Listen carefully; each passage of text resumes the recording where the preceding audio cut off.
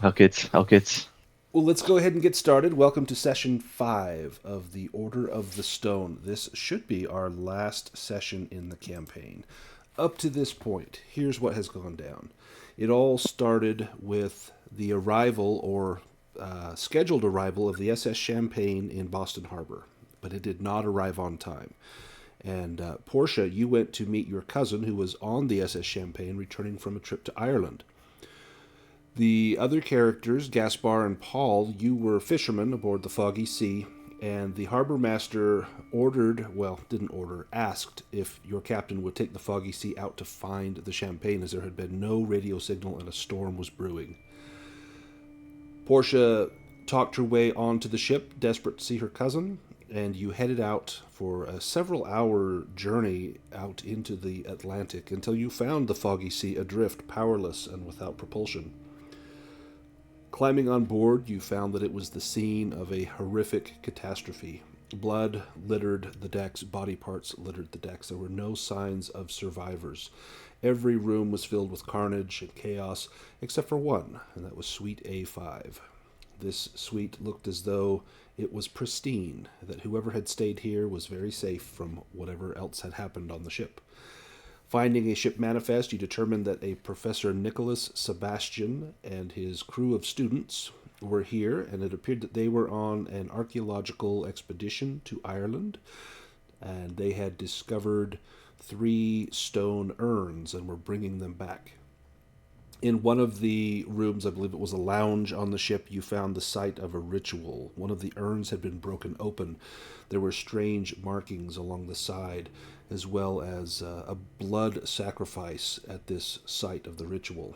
And it would seem that one of 3 entities had been released, this being Agrin.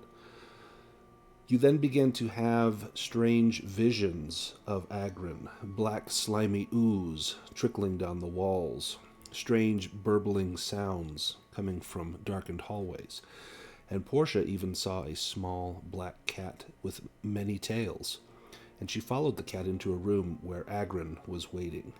There was a brief battle ensued before Agrin scuttled itself out of a porthole out onto the side of the ship. You also, while trying to get this ship restored to power or propulsion, you discovered that there were indeed 2 survivors. One was a crazed man named Cade that was carrying around a bag of body parts, clearly in the throes of insanity, and the other was a woman named Michelle O'Shaughnessy who had hidden herself into a paneled wall. Michelle seemed to know what was going on. She eventually confided in you that she was part of a sacred order called the Order of the Stone, whose duty was to protect and guard those stone urns that had been taken by Dr. Sebastian. And in order to protect them, the order had many powerful spells on a scroll, and she gave you a fragment of this scroll along with one of those spells which could bind Agrin to a particular spot, basically a snare or a trap to trap him in one spot. You used this to great effect to trap him on the ship, and then scuttled the ship. And as it sank, you made your escape on a lifeboat and watched as the SS Champagne went down to the bottom of the sea. Several weeks later, in Boston, you saw a newspaper article about a young man named Marco Torres who had been killed in the city of Grayport, about an hour north of Boston. And the name seemed familiar to you. And upon recollections, the name was one of the students who was working with Dr. Sebastian. It would seem that there were more survivors than just Cade and Michelle. It would seem that perhaps Dr. Sebastian and his students had made their escape as well. Going to Grayport, you undertook some investigations, and you found one that the people were very suspicious of outsiders. The reason being, you found out, was because some outsiders had already been there. In fact, you were accosted by several people wearing dark robes and carrying long daggers, and they warned you not to interfere in what they were doing. And at first you thought, well, perhaps this is Dr. Sebastian. But no, upon seeing the shock of red hair, you recognize that perhaps this could be one of the Order of the Stone, one of that Irish band of occultists who were trying to protect these secrets. Indeed, he introduced himself as Tobias O'Shaughnessy, brother of Michelle. After some communication and determining that you were not only safe but an ally, he gave you another fragment of that scroll, this one containing a spell that could summon a howling fire, as well as one that could ward your flesh to harden it against damage. But he lied to us, because when we casted it, Yog-Sothoth was summoned and he consumed the world. Yeah, gotcha. he then said that they were going in pursuit of Professor Sebastian, and you had a lead as well from your investigations in the town. And that lead was a man named Lucas Barnes, who was a known associate of Dr. Sebastian. You obtained his address through careful investigation and went to that address. And it was a small house with a port, a small dock, and there was a boat that was half sunk in the surf. This boat was the Southern Wind, I believe it was called. There was paint scraped along the side of the boat that matched the paint on the SS Champagne. This had likely gone alongside to take Dr. Sebastian and his students and the 2 remaining urns off of the Champagne and here to Greyport. The Portia saw that there had been a large truck in the gravel drive in front of the house by the depression in the gravel and some tire marks, as well as trickles of black oily ooze, which brought back memories of that black slime on the Champagne. Going inside the house, you found that it was a scene of chaos as well. There was furniture and scraps of food everywhere, as though there had been a great commotion here as well.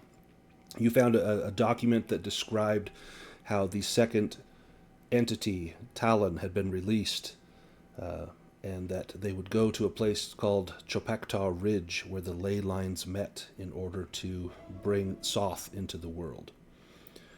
There was a trapdoor in the floor. You went down into the basement and found where they had released Talon. There was a man hanging from chains over a bloodied pentagram on the ground.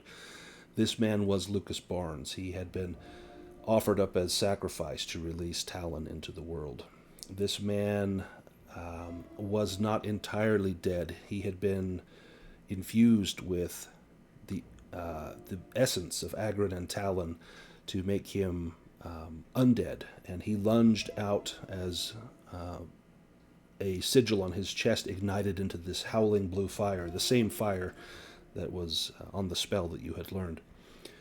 A quick shotgun blast, which I believe was an extreme success by Paul, ended whatever fight was left in this minion of Agrin Talon, and you fled the house while it began to burn down.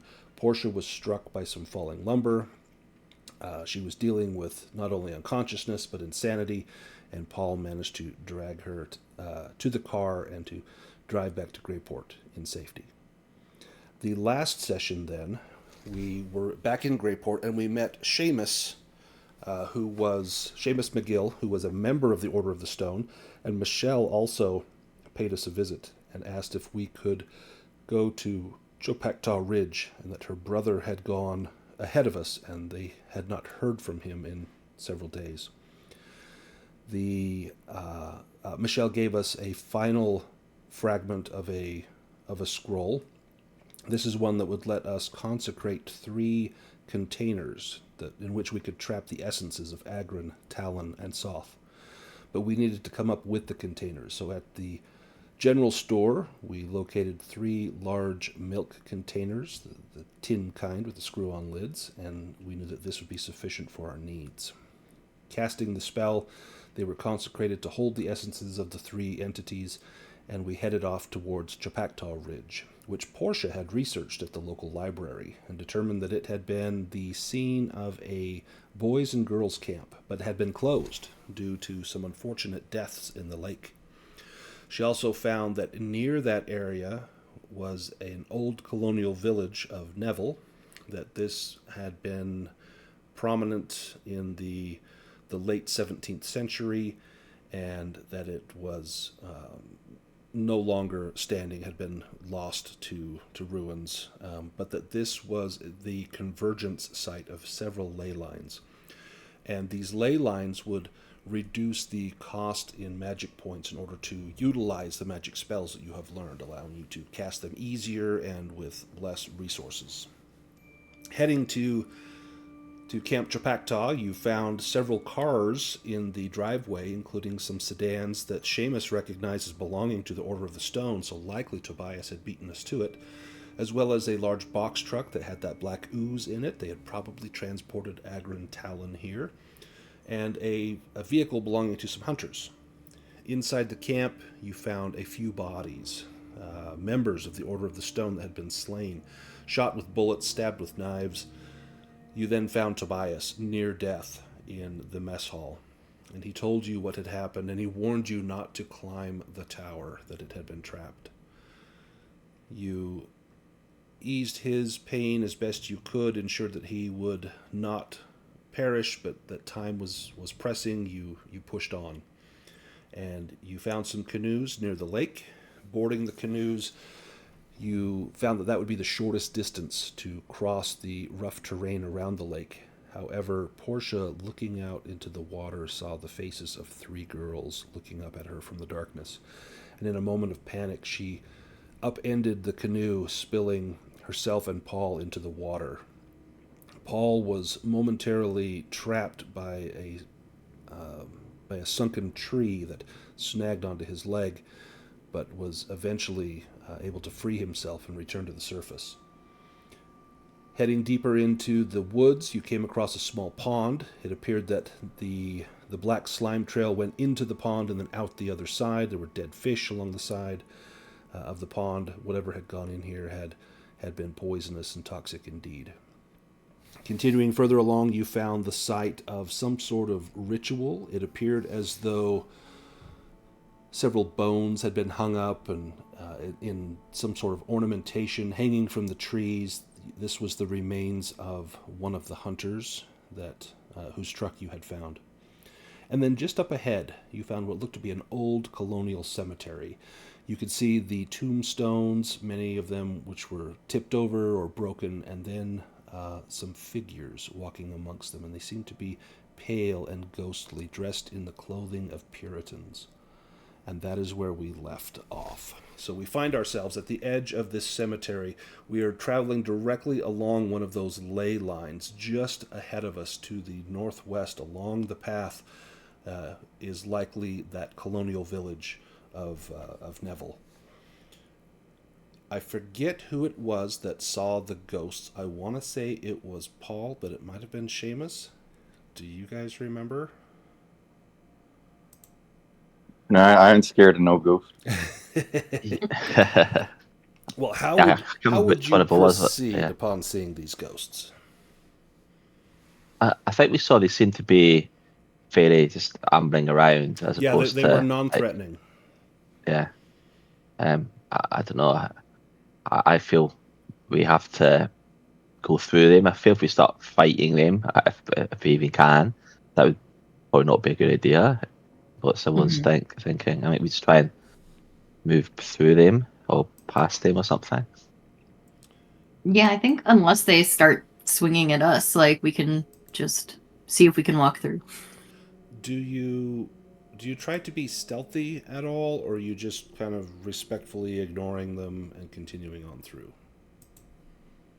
Well, I mean, we can't really be stealthy. I mean, they're like right there. Right. Yeah, so it would be difficult to try and sneak around. There are, tombstones. You could try And and they're probably hide right there. tombstone to tombstone. It's probably worth using my stealth skill. I kind of failed it last time. I'll try and be. I'll try not blunder through like I did in the last session. Right. So I'll give it a wee stealth roll Yeah, give me a and roll. improve it.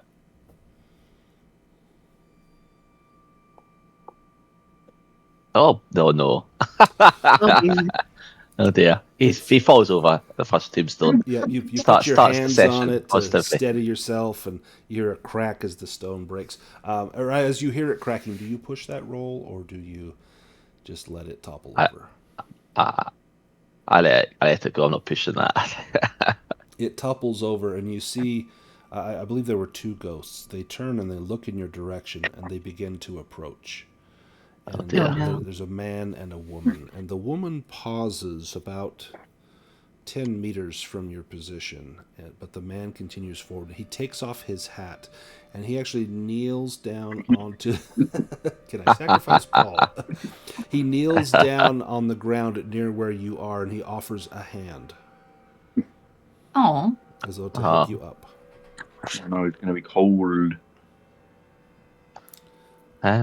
Yeah, I think. He's Well, an evil spirit, Paul. Don't trust him. yeah, I think Paul stand up and bow to the ghost or something. And make a. But I don't think he's going to touch him. But he's Maybe, just going maybe to they don't understand that they're dead. They're just going for like an easy roll, and they fall. Yeah.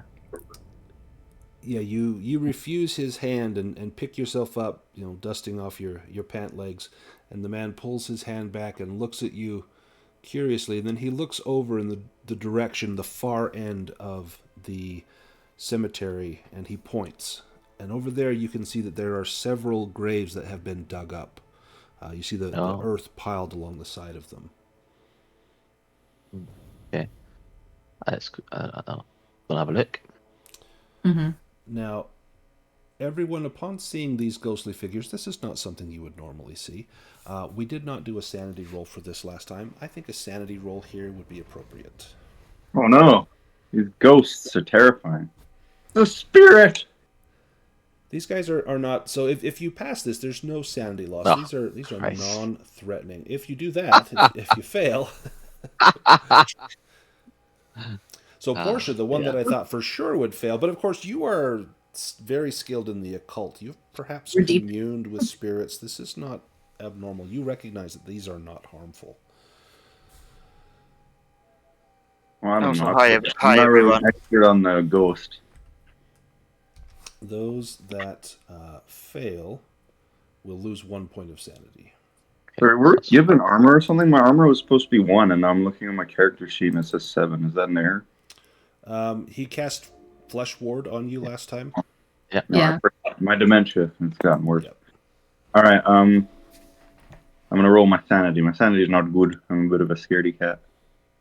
Oh no, I Oh, passed. that's really good. Yeah. Super. So- You're like, yeah, ghost, fine. All good. Apart from me. And Oh, on Seamus Seamus. is here. Excellent.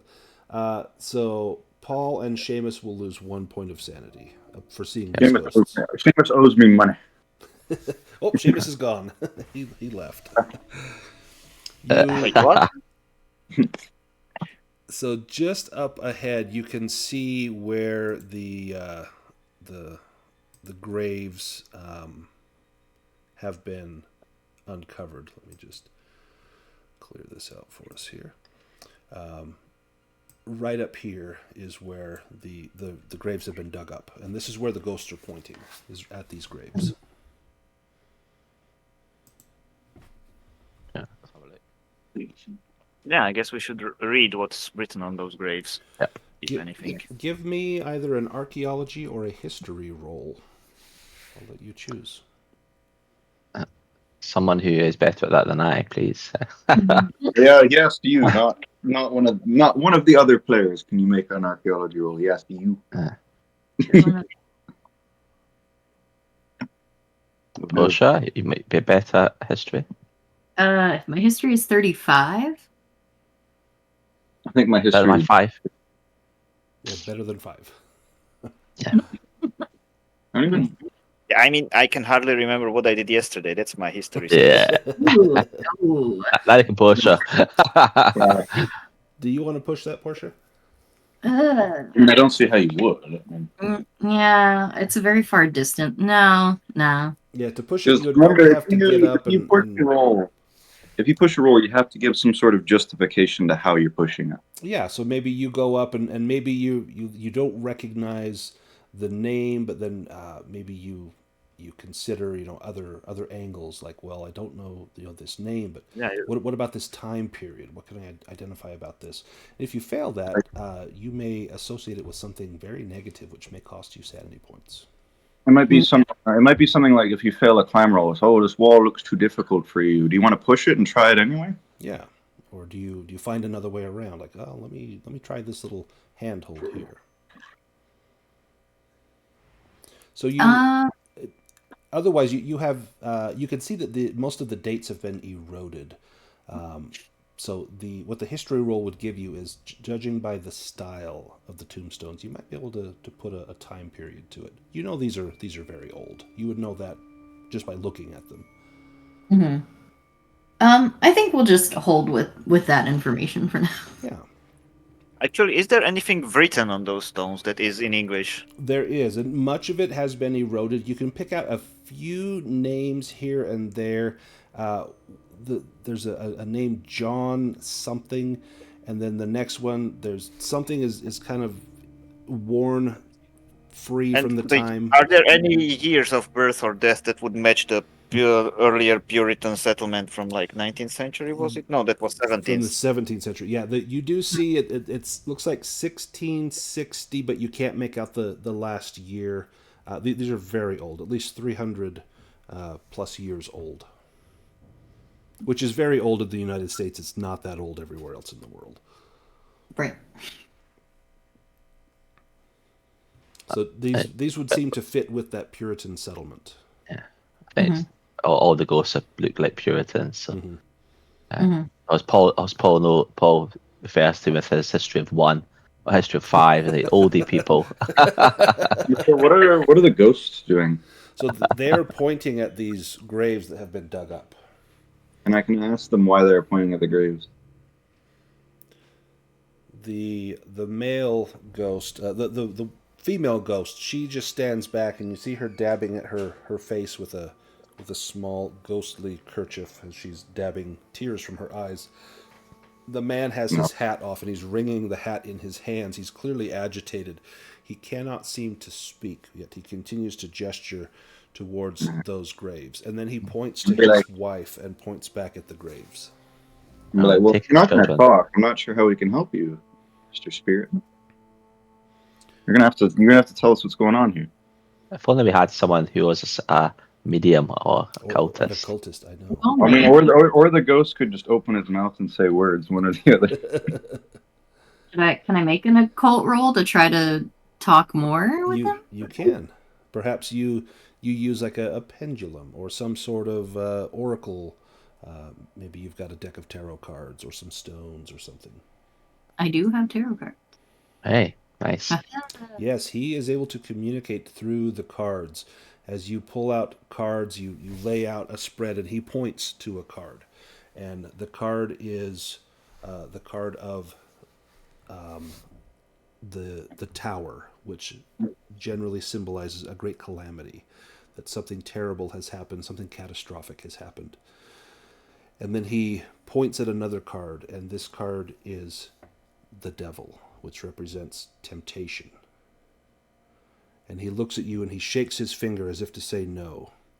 And he continues to direct you to move cards, and then he stops you on a card. And this card is the Hanged Man. A man that has been hanging suspended from a tree. He's upside down. You know that this can mean to see the world from a different point of view, but it can also mean to be caught in a particular problem. And it also mean to be hung by the neck until dead. That it could mean as well. And he actually holds his hand up to his neck, and you see him bow his head as if in shame. No. Did you all made a deal with something? What? He looks back at his wife, and then he nods his head yes. Oh no. Maybe these spirits are trying to mislead us. Maybe they're evil. You could give me a psychology roll to try and determine if you think he is filled with guile. Is this like hard or anything? I can't imagine it'd be easy to read. It would probably be a hard success. Okay, let's go. Why don't we threaten the ghost? Be like, grab It them. sounds like they got caught up with No, it's not do Edgar that. and Talon and Soth and regret. Be like, listen here, you. No, I think the ghosts are obviously something's happened. They did the deal when they were all killed originally, or they did the deal recently, I guess. Can I like touch? Which. Can I like touch the ghost, or is it like incorporeal? As you touch it, it's as though you have put your hand into a cold fog bank, and your hand What? passes through the ghost, and he actually steps back, almost alarmed at seeing that he is not a body of flesh and blood, but that he is incorporeal. Oh no! Oh, like stranger danger. What the Yeah. fuck? Portia's like, don't touch the ghosts. I mean, think about it. When do we get another opportunity to touch a ghost in our lifetime? True. I'll be amiss to encounter a ghost and not see what like touching it feels like. I think Portia looks at the ghost, and she's just like, the people who dug up these graves, do you know where they went? And the woman points before the man can even answer, and she points directly down the trail, which you know heads in the direction of that colonial ruin. So what, they dug up the graves and stole your bodies? And the man nods his head Sorry. as if to agree. Oh no! Then now you cannot rest. Well, that's why you should have gotten cremated. That way nobody could steal your body. He would say that wasn't the fashion at the time, if he was able to, but he's not able to speak. And whatever was left of his body is likely just bones at this point. Yeah, but like, Yeah, it's been think about it. Like, if you have cremated and then somebody like spreads your ashes, then nobody can like disturb your resting place. Now this, where his grave is situated. So this, had you passed the history roll, you would have known this right off the bat. But just to kind of tie up this loose end, this man here was probably like in a position of leadership in the town. He has a position in the cemetery of honor. He's kind of at the head of the cemetery, one of the prime spots. He may have been like the governor of this area or someone of significant reputation during the time. And perhaps that's the reason why he was dug up. Portia is just like, so you were the one who chose this path for your people?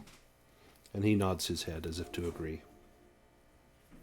I think she nods her head too, and she says, we'll find the people that dug you up and do our best to bring the bones back. He steps back towards his wife and puts his arm around her, and the two of them look at you with great appreciation. No, ghost friends. Ghost friends. Ghost friends. Hey. Friends. Okay, well, it seems like we should head up that path. As you begin to head up the path, the man holds out his Really hand just- as though to pause. Oh.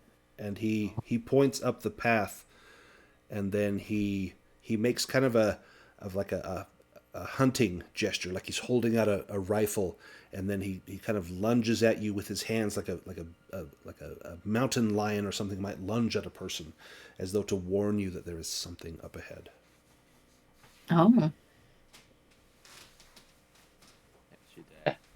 Up. An Yeah, well, ambush, probably. Yeah, I think so. It sounds like it. So that's Do a we know warning. how many graves are dug up? Or It looks whatever, like how two. many- It looks like two have been dug up. Probably this man and his wife. So if I remember, they animated dead people before. So Yeah. maybe they've taken these bones to animate some. Yeah, in And fact, some we are minions as missing some bodies of the Order of the Stone. Many of them have gone Ah, yeah. missing.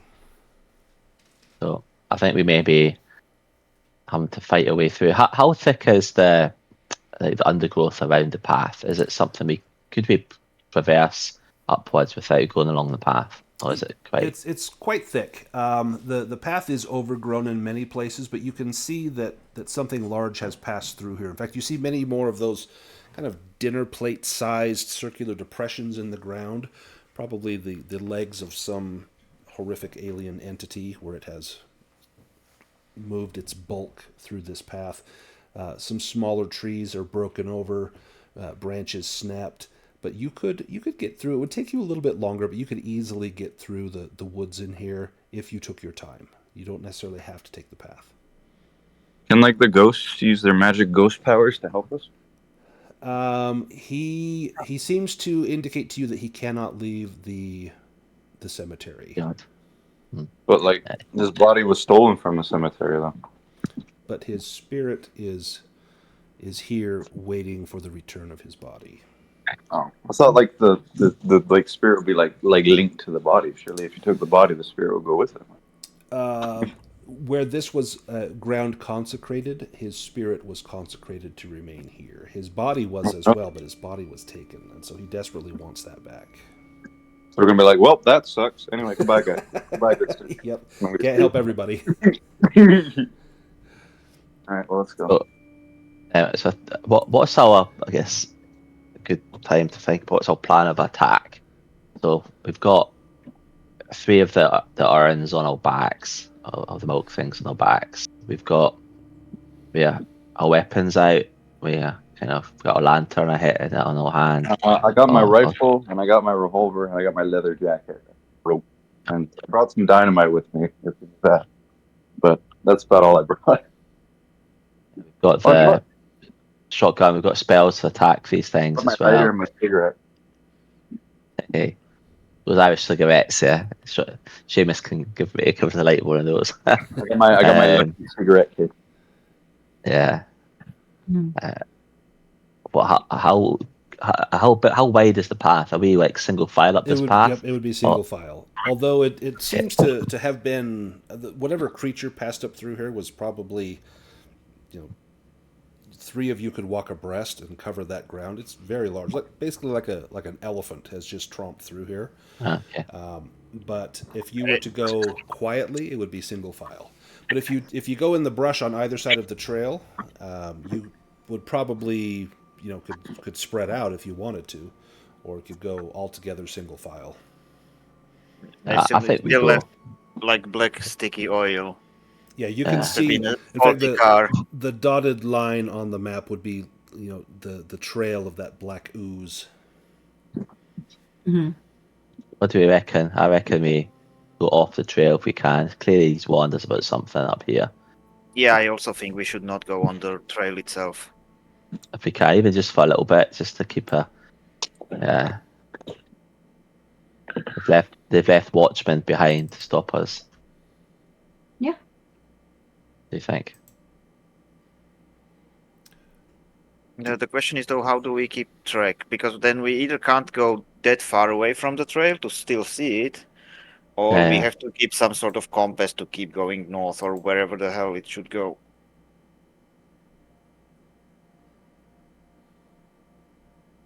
I think if we just stay close to the trail but not on the trail, right?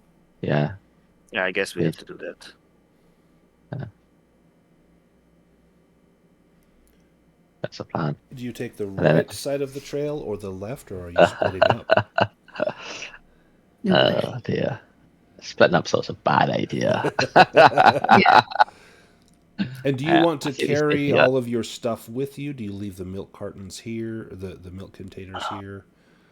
Or are you taking it all with us? It's all strapped in like backpacks in the back anyway, isn't it? Yep. So at some point you will need to perform this ritual to put the entity into these milk containers. First you need to find the entity, and then find a place where you could cast that spell. Now you are on a ley line here. In this cemetery, it's going to cost you 3 fewer magic points to cast any spell. And that seems to be getting stronger and stronger the more you head to the northwest in the direction of that path. Yeah, that's cool. Well, we've consecrated. So I've got 14 magic points. So we've consecrated that thing to cast the ritual itself. How many would that cost normally? So you've already you've done most of the ritual. All you need to do now, it's going to just take 1 round per entity. So it'll take you 3 rounds to put the 3 entities into the containers. The problem is that they need to be the essence. That can't be the physical form. So at this point, you're going to need to basically destroy their physical form so that you can trap their essences. Mm-hmm. We're going to have to do a bit of fighting irrespective, and then do the magic. But we've probably got sufficient magic points to cast the fire spell if we need to. I'm trying to think how we Yeah, so that approach monsters. that howling fire spell will be very useful, and I think you all have access to it. I think you all learned it, We do. and it will cost you significantly fewer magic points. And I don't believe that costs any sanity points, which will be good for Portia. Yay. Yeah, for all of us, I think that'll be good. I know I I learned think we stick stun- together. the I think, and then we get ready to fire if we can pass, like keep an eye on the path as we go up. But I think we should stick together, but be ready, probably with spells in our minds. I guess probably will be the most effective thing. Mm-hmm. I don't know. What do you think? Yeah, definitely stick together. On which side we take, it doesn't really matter, I think. Oh, doesn't Yeah. it? Oh dear. No, it doesn't matter. Okay. I mean, in the fact that we don't know anything that would make right-hand side or left-hand side better. Cool. I don't know. Well, we're 50-50 on the map. I was going to say what we look like now. But actually, we looks like 2.5 on the right, so let's go on the right. Perfect. Sure. Let me For just argument's sake. let me clear off Yeah. just a little bit of the path, and then I will. Let me describe what you see up here. So as you get about halfway up the path, I'm just going to move Portia to about where this takes place here. Right about up here, about halfway up the path. You round near a bend in the path, and you're 15, 20 feet off the path. You can still see it through the trees, but you begin to hear a noise, and it's a strange bleeding and thrashing in the woods up ahead. Oh. If you want to get close and take a look, that's going to be stealth rolls. No.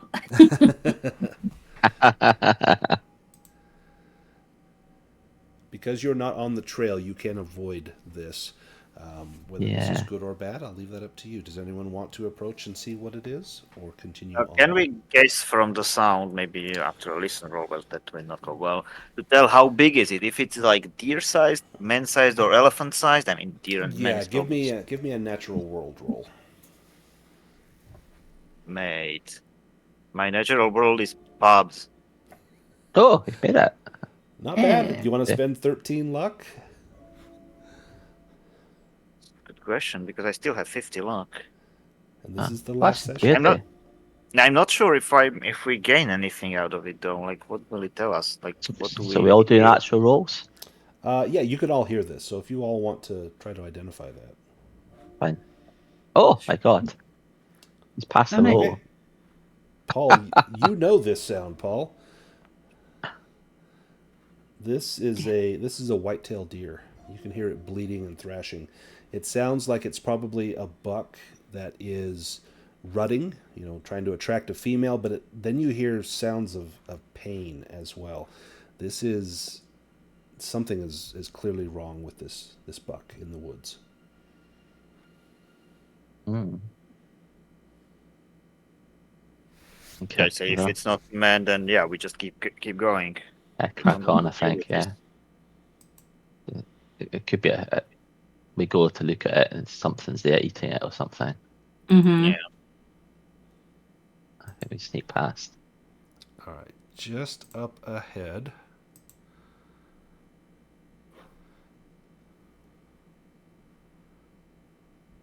Let me grab this.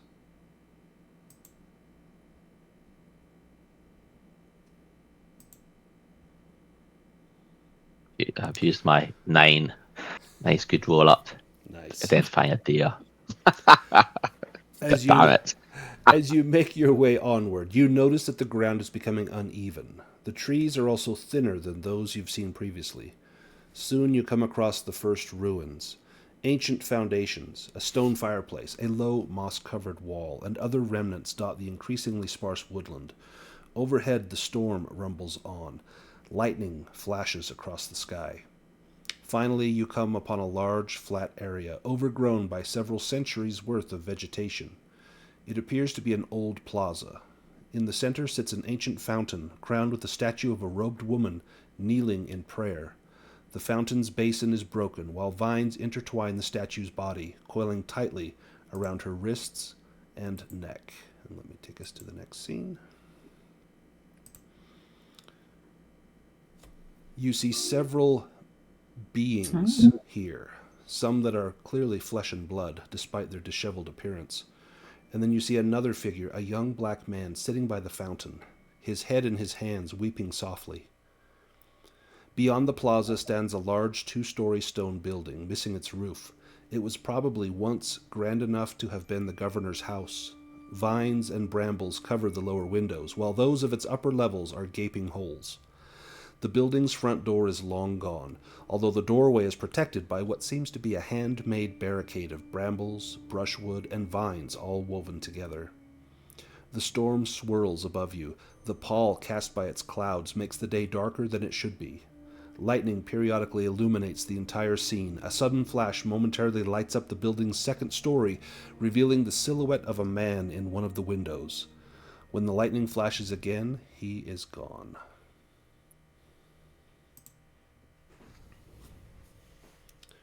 All right, this is the colonial ruins. You can see a man standing near the fountain, got his head in his hands. You can see at least 2 strange figures, and when you get a glimpse of them, it's just absolutely terrifying to see what's happened to these people.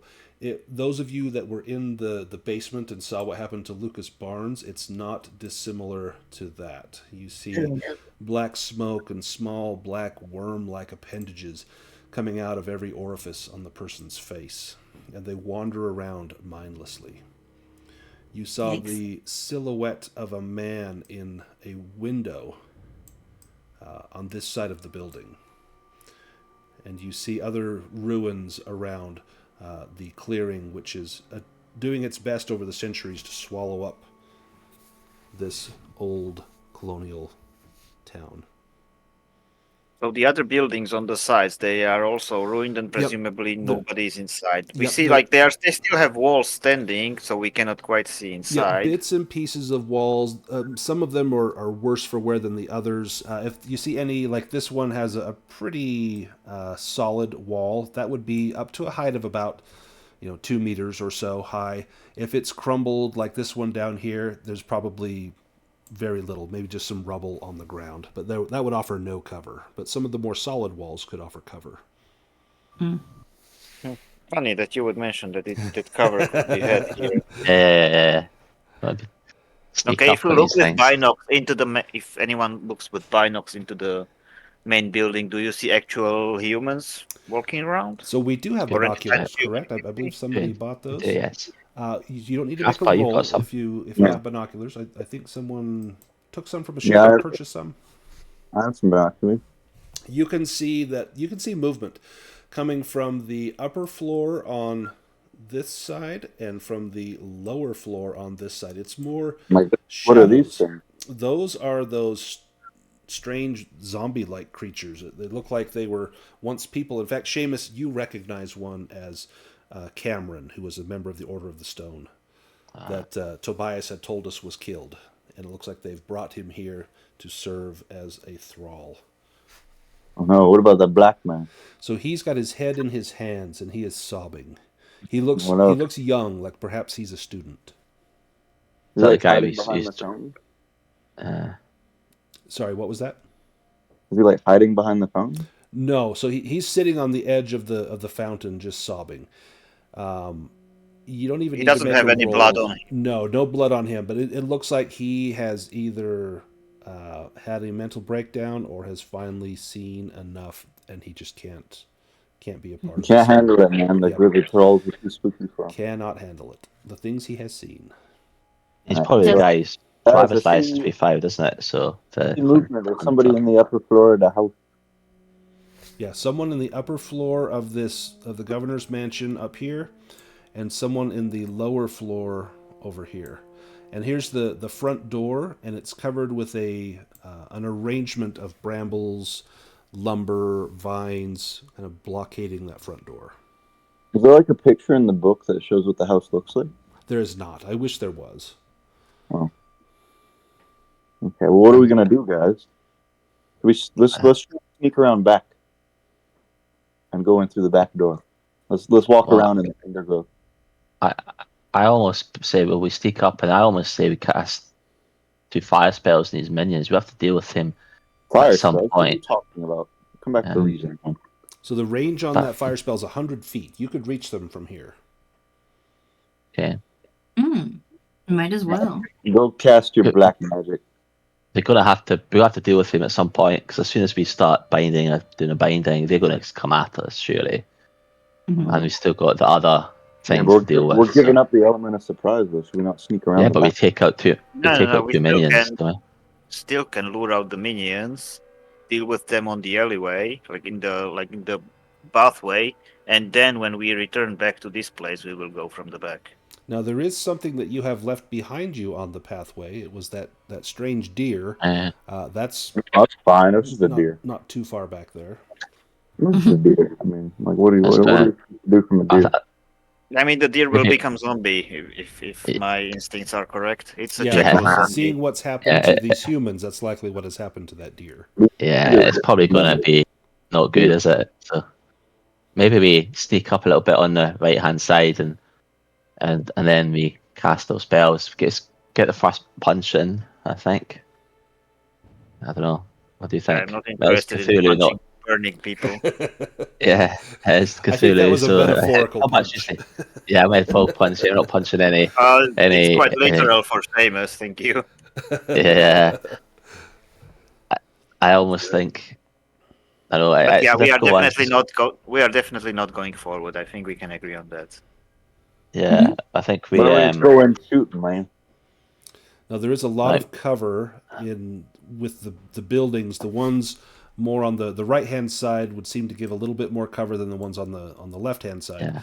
There, you know that there's likely more than one entrance into the mansion. You can only see the main entrance here, but there's likely more. There's windows you could go through. There's also probably a back door, which we can see on the map. Your characters couldn't see that. Yeah.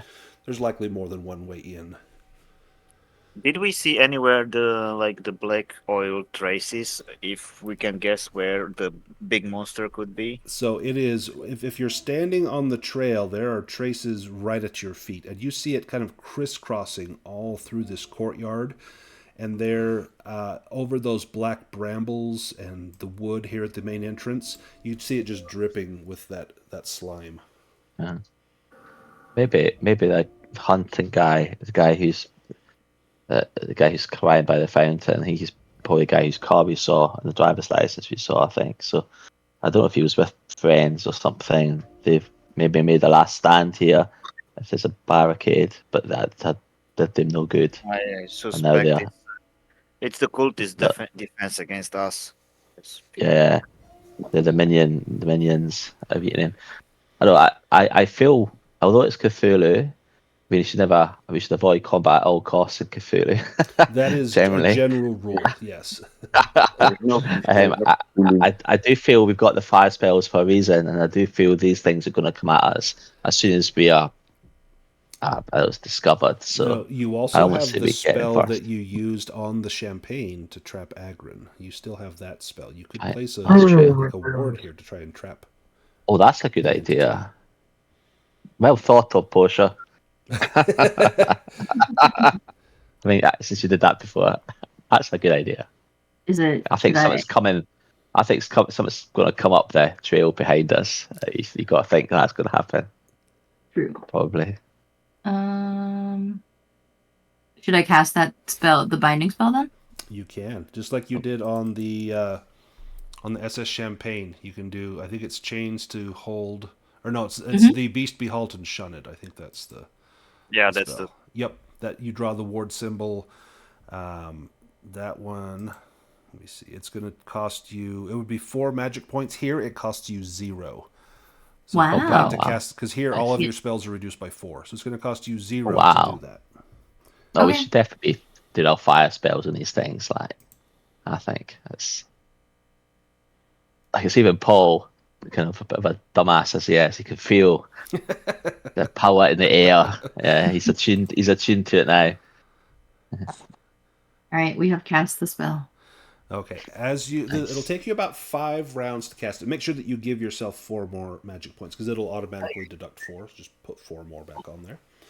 As you cast this, you do the second part. You create a ward that can be activated at the time of your choosing rather than forming a barrier. This creates a trap for the creature. The symbol doesn't have to be visible, so you could cover it with leaves. You just don't want to disturb the symbol. And then if the beast goes into there, it needs to make an opposed power roll with you. And you can, and anyone with you can spend additional magic points to support the spell. Each 6 magic points would give a bonus die to the power roll. And because everything here costs 4 less, and every 2 magic points would add a bonus die to the power roll. So that this may be very important here. Especially since you don't know if there's something behind you, or heaven forbid, if it's somewhere in here and it chases you, there's a chance you can trap it here. Right. So it'll take you about 4 rounds to get this done. It's a very short amount of time. As you're doing this, what are the 3 gentlemen doing? You reckon, guys? Kind of. I think Seamus can just put on the brass knuckles and also probably just put them in the pocket and just pull out the gun and just keeps kind of watch, particularly not as much in the building but around the forests around. Good deal. If something's moving around the building, I can't really do anything about it with a pistol. Give me a spot hidden roll. Mm-hmm. Okay.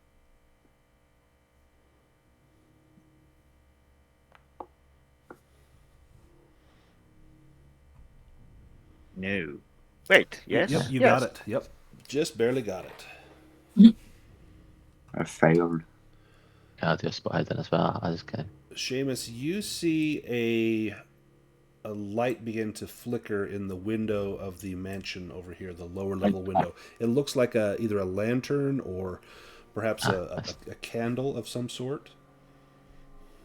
Gaspar and Paul, everything seems quiet. These 2 figures, the undead zombies near the front door, they just seem to be standing there swaying slightly side to side, just scanning around the entire premises, but they have not taken any notice of you. All right, well, we can't delay here, guys. We gotta go in. Let's go. Yeah. Do we go through the front door or do we try to go through the back door? Because if they are really stupid, they may not even react to us entering the back door. Yeah, let's go around let's loop around through the undergrowth and go through the back door. The right, yeah, where there was more cover behind the walls. But we can't. Is Seamus staying with Portia? Or do we just all wait till she does or finishes a spell? I think Portia will need to be near there to activate that spell if it comes through. Okay. All right, well, let's creep around the back, guys. We've delayed long enough.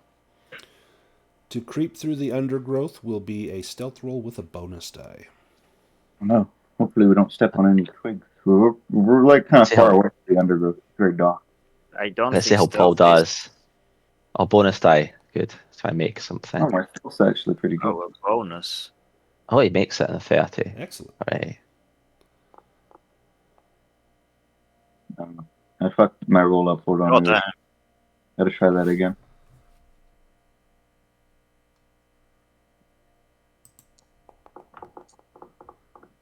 There we go. Nice. Everybody makes it. I got an extreme success. So You're like a ninja. Well, a ghost for the trees. I've snuck through the woods before. After I got sure you're not a ghost. After I got caught by Chris Hansen, I had to sneak out the back past the police. So both Seamus and Gaspar got an extreme success. You guys can position yourselves anywhere you want in the woods. I want to be behind the house. Paul, Yeah, let me know where you want to go with a regular success. I'll just kind of go round to the right a little bit, close enough to support Portia. We're in the woods. Just behind that big wall to the right hand side, I guess. Perfect. we can creep in through the back door. Yeah, Seamus and Gaspar, you see the back door is wide open. It's long, rotted, and you Wow, can see we're even locked. directly into the building. There is no barricade. There's nothing there. It's as though in their hubris, they never thought anyone would make it around the backside of the building. All right, well, we got to get in there. Let's go. Yeah, actually, no. One sec. I think Seamus has got the lantern that we use as a provisional fire grenade, if it comes to that. And I will actually prepare to throw it, because I fear they left the door open for a reason. Yeah. Do you want to throw it into the building? No. Actually, now I think if we are sneaking in, I should probably not even light it, because we don't need that light. Although it's not nighttime, so maybe it doesn't make me any visible. Well, is it nighttime? I thought it was nighttime right now. Yeah, it's very dark and overcast. There's a storm. It's probably close to dusk. There's not much natural light out here. You can see your night vision. You're dark adapted enough. You would have no problem making your way through here. Game Master, you can only get that ability in Pulp Cthulhu. True. That is an insane talent on page 124. Actually. So do you want to light the lantern, or are you going to keep it with you? It is a source of fuel. There's oil in it. If you need to get a fire, you probably have a lighter. You could, dash the lantern and fling your Zippo into it. Yeah, but I feel like that's a terrible idea, because then it's just gonna. We don't know what's in the house. We might get some people killed. I don't think we should just set it on fire. We got to get in there. No. We should also enter it. I definitely don't want to just toss it inside now. That would it would probably be, before we split up, it was probably worth saying, if you guys are going around the back, we have a little bit of a plan. We at the front. Are you just out? Give us. Yeah, Paul's kind of supporting Portia, because he obviously doesn't support Portia. Why did you even roll for yourself? Because I could have stuck around to be close to Portia, but by the house with the big, by the ruin with the big wall. You could support Portia. Like a moment here. Yeah. He's just also wrapped his flashlight still off around his shotgun in case it's needed later. But I think we'd probably say, we'll give you guys a few minutes to get round the back of the house. Portia finish our spell before you guys go in. We don't have radio, so we can't contact each other. We have a watch, yeah. What was the shotgun loaded with? If you hear, it's loaded with buckshot. If you hear gunfire, you know that they've probably been found. You fool! You should have brought slugs, because slugs can actually do impale damage. Yeah. I guess we wait for Portia's spell to be finished, surely, before we go. One round to cast. She would have been done long before we snuck to the back of the house. So 4 rounds to cast the spell, and then 1 round to activate it. And it would have been done before we were even halfway around the house. Yeah, so she's got it finished, and everyone's kind of lying in wait. And Paul, you probably see their shadowy movements through the woods. You know where they're going, and they're almost there. You see them rounding that back house. And then, gentlemen at the back of the house, how do you proceed? Well, we're going to start hugging the walls. We're going to get at the door. We're going to get ready to breach and clear, man. Yeah. Do we want to cast... if we cast a spell on the zombies from here... Yes, yep. You're what's in range. If you do that fire spell, for you guys to win from here. James, what are you talking about? What spells? The spells we all know. Gaspar. I don't know any spells. Portia, shall we cast our fire spells on the 2 zombie things? Yeah, let's do it. Let's do it. And then how are you guys... how are you talking to Portia if she's all the way over there? Because Portia's finished, and she's just cast a spell. She's ready. Portia could probably come up to here. You can still see the symbol over there. You just need to be in visual range of it. As long as you can see it. They're whispering to each other very loudly. Maybe hand gestures. Yeah, Paul makes a fire explosion gesture, and Portia nods or whatever. Yeah. We've done this dance before with a beastie. So. Now, Portia has cast this fire spell before. Has Paul cast this already?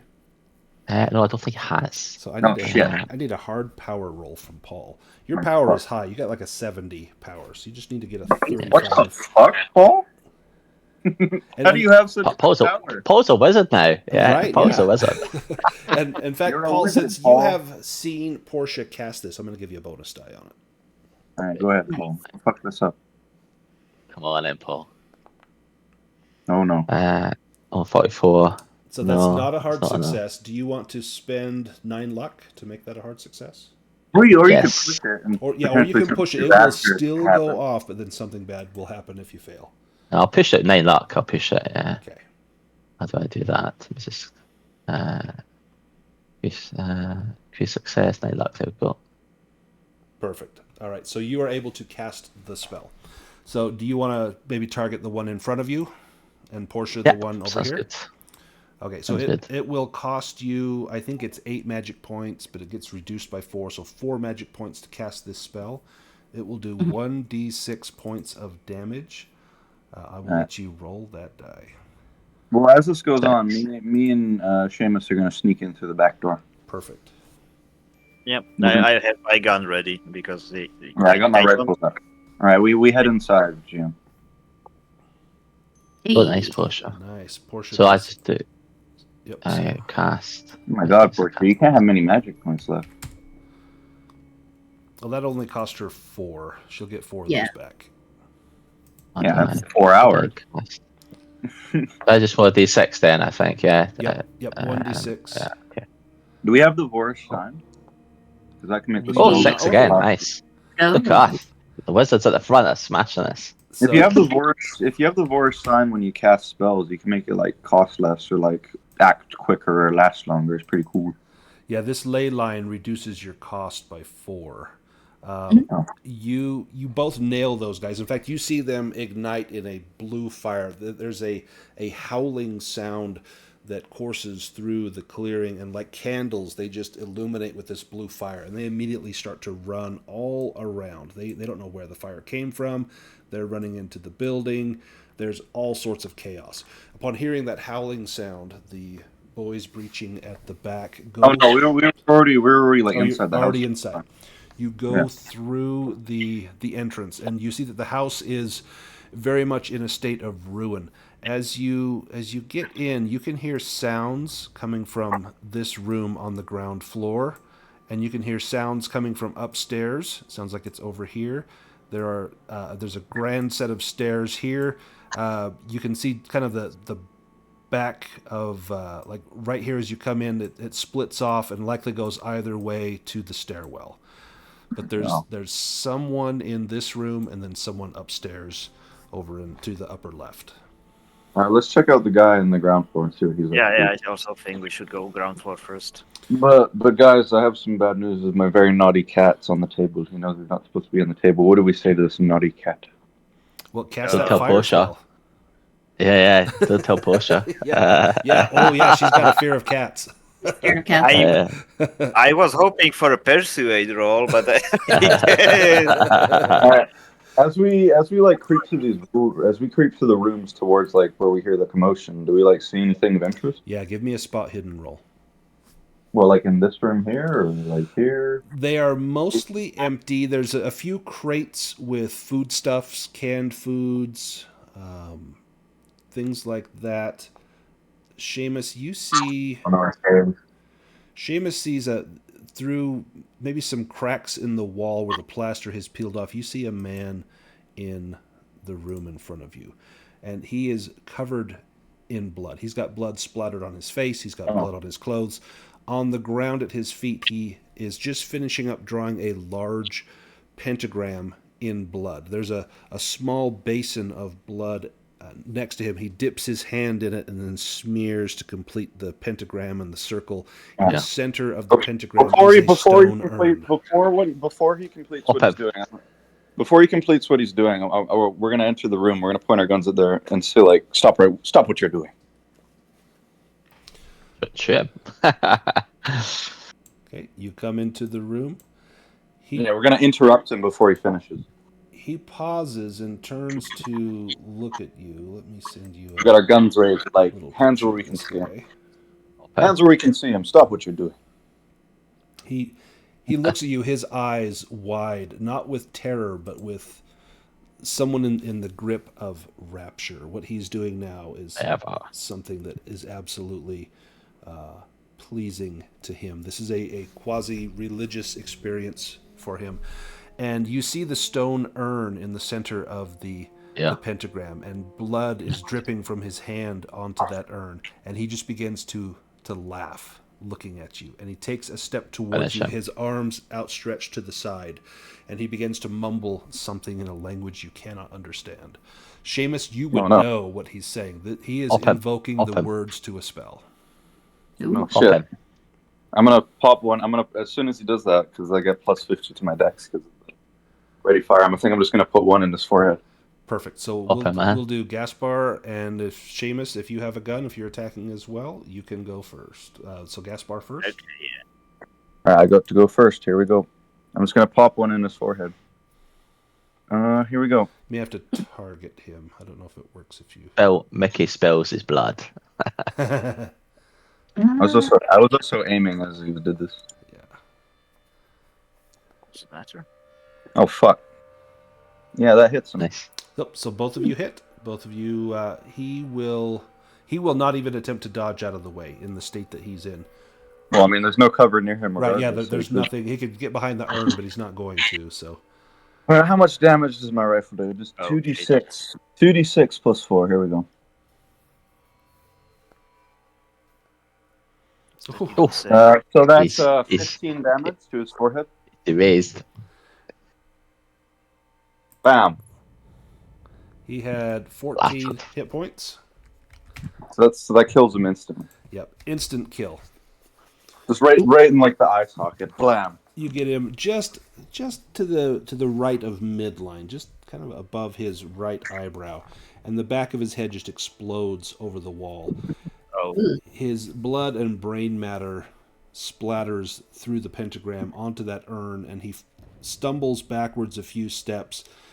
No. Back up against the wall, a smile crossing his face, and then he drops forward into the pentagram. That's what he wanted. He wanted You all just summoned something. Summoned. If I have time, then I will rush forward, drag the urn out of the middle of the pentagram, and try to smear the pentagram so it doesn't align properly. Yeah, give me a dexterity roll in order to do that. Alrighty, here we go. My dex is pretty good at it. Well, mine isn't. Oh, it's alright. Hey, that's good enough. Nice. I'm on the roll dear. Gaspar's slipped through some blood. Yeah, you're disturbing the pentagram. Gaspar's reforming the pentagram in his. Wait, what? Why am I reforming the pentagram? No, you managed to get the. But that's not a fumble though, because my skill's above 50. Yeah, no, I was being facetious. As you attempt to disturb the pentagram, there's so much blood spilling out from Mickey Spill. Well, that probably meant to get the pentagram broke. The smearing of it. Yeah, the blood is it's covering the floor. It's hard to know what was pentagram and what is fresh blood. But Seamus, you managed to get that heavy stone urn. You could lift it. It's heavy, but it's doable. And you pick it up and move it out of that area. And as you do that, you hear a distinguished man's voice behind you say, "Oh no! Well, who are you?" I point my rifle at him. Says, "Well, the time what are has you come." doing? Let's go back to Portia and Paul. So your evil plan ends here, good sir. These things will scurry in every direction. They're going to take more fire damage. Give me another 1d6 roll, Portia and Paul. Oh, no. I was going to be a 6 until it's knocked over. Portia does 1 and 3 for Paul. And Portia and Paul, you have a turn. What do you do? These things are not down. They are still on fire. I think we've not seen us yet. We could probably just, I don't know. We still need to be able to close to set the trap, but I feel we should be. I don't know. What do you reckon, Portia? We need to be able to be close to the binding spell, maybe. What do you think? Do we stay out here or not? I don't know. Yeah, I feel like staying out here makes more sense, right? Yeah. Portia, give me a spot hidden roll. Or actually, give me a listen roll. I think listen would be more Listen. appropriate here. Oh dear. Your eyes are looking forward. Funnily that you mentioned, oh dear, exactly for deer. Oh, yeah. Oh dear. You hear something behind you.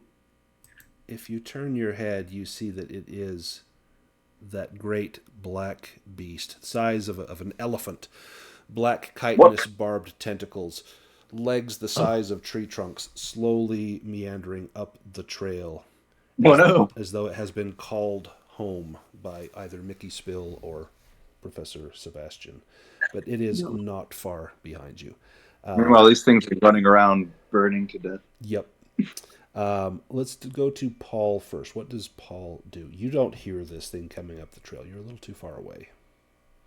Okay. All right, Paul. I think Paul still stays to support Portia because obviously for all they've been through. And Portia might he doesn't need know your what's going help on. to pump magic points into Correct. the Yeah. spell. Absolutely. Mm-hmm. And Paul maybe even to get a little bit closer to Portia if needed, but also keeping an eye on. I think he's probably, if he can help up with where he is, it's probably a good thing. Because he might then need to run in to help elsewhere. I don't know. You could try. You've got a rifle, a 30 caliber bolt action rifle. Do you want to take a shot at one of those? Yeah, let's do that. Those figures there. Might as well take a shot. Let's do it. Click on the rifle. Select the target. How do you select the target?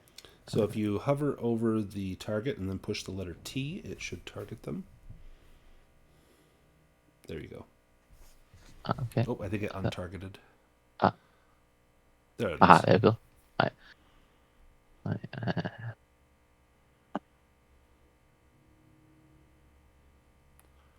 Well, I'll let you roll one of those.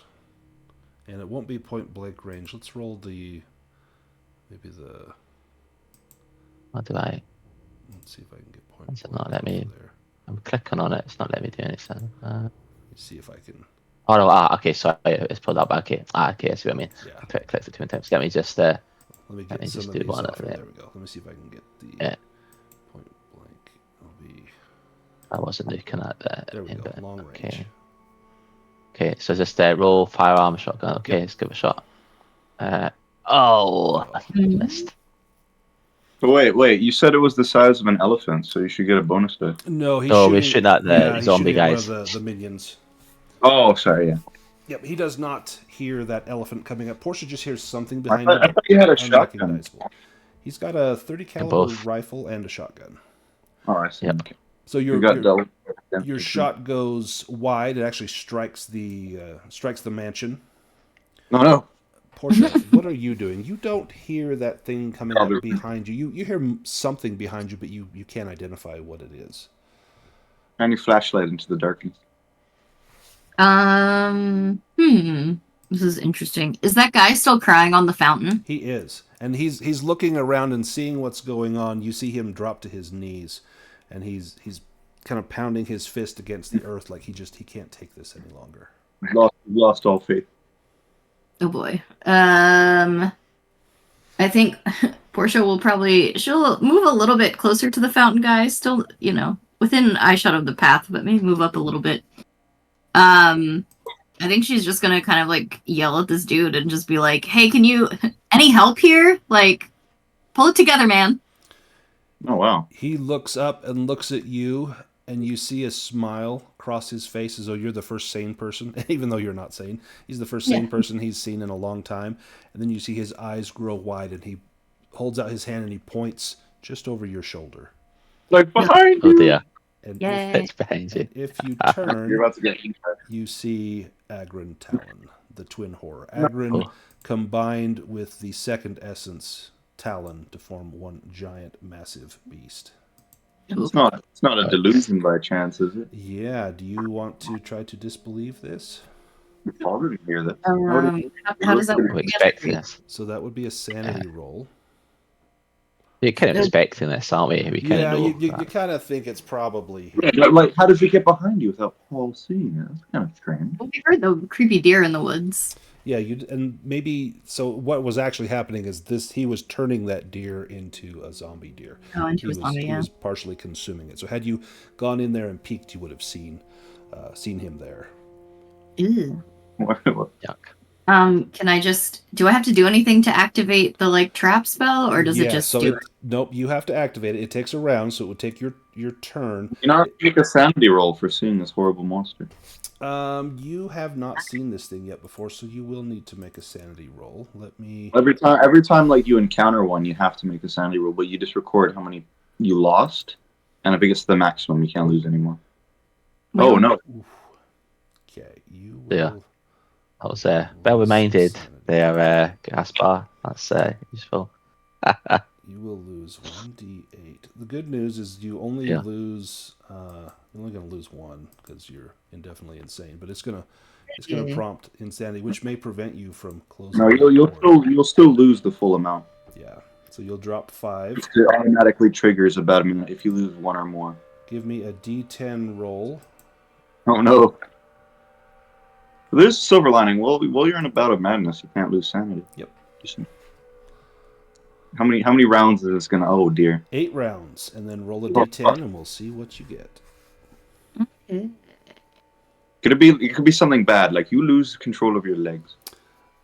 Significant person. So I make a change to the significant person on your backstory, and I think we might have already done that. Yeah, we did. It was my cousin. Oh yeah. So You're gonna hallucinate your cousin's. Yeah, it's your cousin coming up the path. You see your cousin walking towards you, shambling slowly and holding out his hand as though calling for your help. Oh. Like, the monster's after me. I mean, without any more information, she's probably gonna walk toward him. Oh no! So Paul, you see Portia walking down. There's all this chaos going on in the clearing, but she turns and begins to walk down that path. Goodness, how long is this one combat round? Let's go back to the gentleman in the room. So that is round 2. If we're in combat like this, should we have like a turn tracker here somewhere? Yeah, I can load one up. I was just trying to hasten this, kind of going scene by scene, but I can do that. Give me just a second. Yeah. All right, let's go. There was some hidden stuff I didn't want revealed, but now everything's out there. We have what is the name of Dr. Nicholas? So Paul's got a gun, Gaspar's got a gun, Seamus has a gun. But we have to record what our dexes are without them. It does it automatically. So Seamus will probably switch into brass knuckles sooner than later, though. So Gaspar goes first, and then Paul, and then Seamus, and then Dr. Sebastian. I only get to go first, provided I use if I'm shooting. Gun. Yep. If I unequip your gun, you'll go towards the end. I think. What is my dex? Yeah, I'm gonna hold my action should this nefarious doctor try something. I'm gonna shoot him, but I'm gonna save like what I want to do for my normal initiative because I can't really act or do something else until then. I'm like holding my gun at him, and I'm like, "It's over, Doctor Nicholas. Your plan has been foiled." Now it's my turn. All right, Paul, you're up next. We're gonna have to see how he responds to that. He just grins. He will. It's over, Doc. Yep, he's just walking towards you, his hands outstretched. Well, we'll see. We'll see what he does. Might trigger my held action. He's gonna try something. Paul, you can see Portia heading down towards the path. Paul. Guys, I've restrained the cat. He's struggling. He's resisting arrest. What should I do? Did you put him in the ward? Did you activate it? No, I haven't activated him in the ward. I just got him in handcuffs. He's struggling. He's resisting arrest. Paul, your turn. You've got your rifle still at the ready if you want to use it. Or you can go to Portia's aid.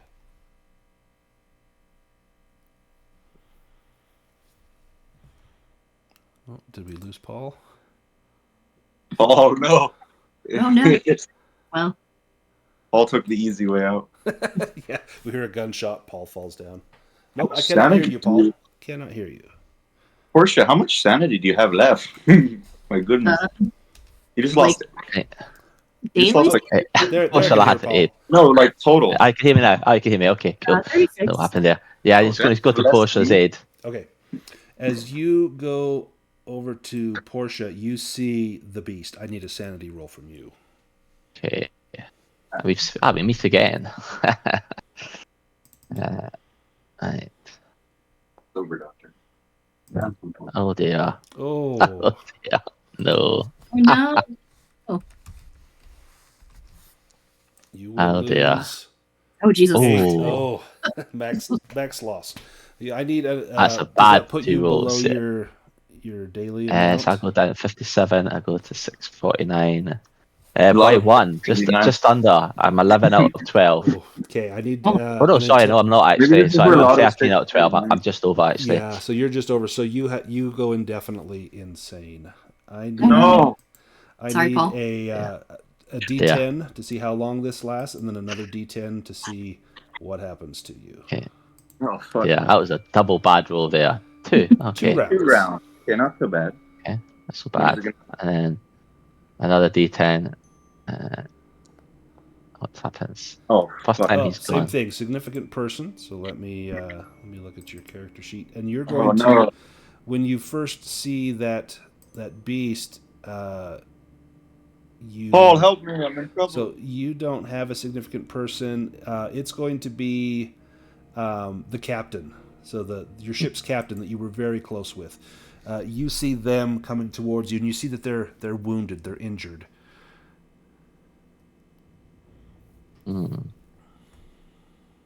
If he saw them die, Yeah, you it's all your fault.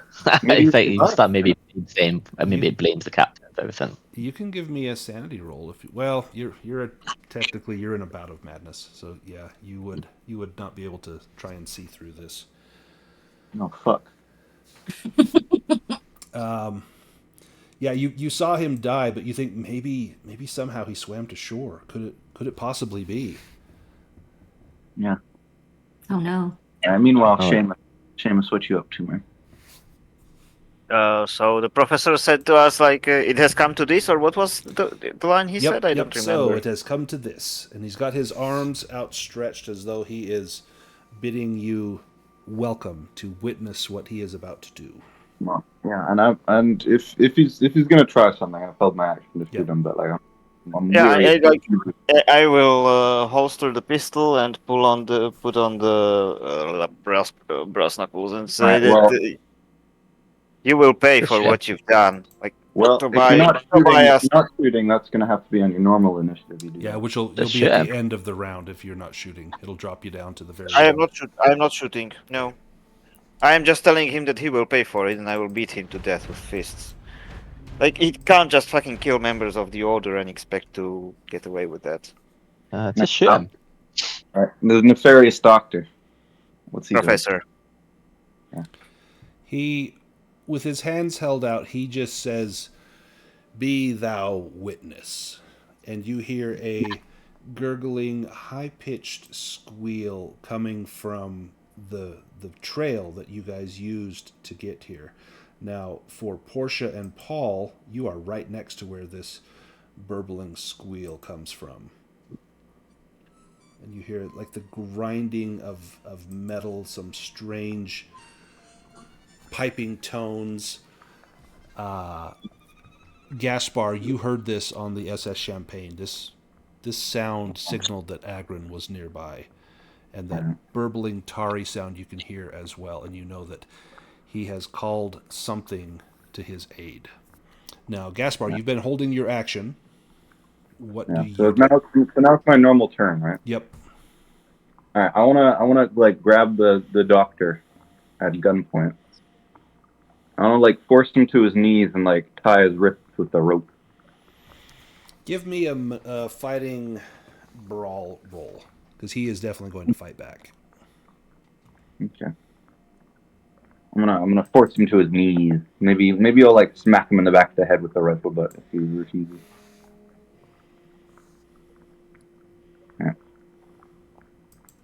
No, he's struggling with me. It failed. No, wait, sorry. I rolled the wrong thing. I was supposed to roll fighting roll. So he got a success. So unless you can get a hard success, he will be able to avoid, to resist this. No, he's dodging, is he? No, he's fighting. Is he dodging? Is he dodging or fighting back? He's fighting back. If you're going to lay hands on him, he's going to fight back. I'm trying to force him to like his knees. Well, actually, can I be like pointing the gun at him and say like, "Get on the ground"? That's more in line with what I had. Yeah, you can do that. I'm gonna say, "Get on your knees." Give me a roll for that. That's going to be intimidation. And get with a bonus die because you have a gun. And we're both like surrounding him. Yep. Okay, intimidate. Oh goodness, I'm not very intimidating. Well, actually, it's slightly better than normal, but not by much. The gun helps. Slightly angry sailor. Very angry. Oh! I succeed. You got it. Barely. By the skin of your teeth. Regular success. He will drop to his knees and he slowly brings his hands up and laces his fingers together and puts them behind his head, smiling all the while, and he's shaking his head as if to say, no. This is not going to end the way you think it's going to end. I'm gonna use my action to like tie him up. Okay. That will take your next action to get him tied up. You've got your rope at the ready. Anyway, back to Portia. Portia, you can see your cousin coming up the pathway. Hmm. She can see him, but because of her previous bout of madness, she does not like him anymore. Exactly. Nice. And you've got a ward right there. You could trap something in that ward. Yeah, I think she's gonna... she doesn't remember what the ward is supposed to trap, so I think she's just gonna be like, I'm gonna trap him in there and give him a piece of my mind, basically.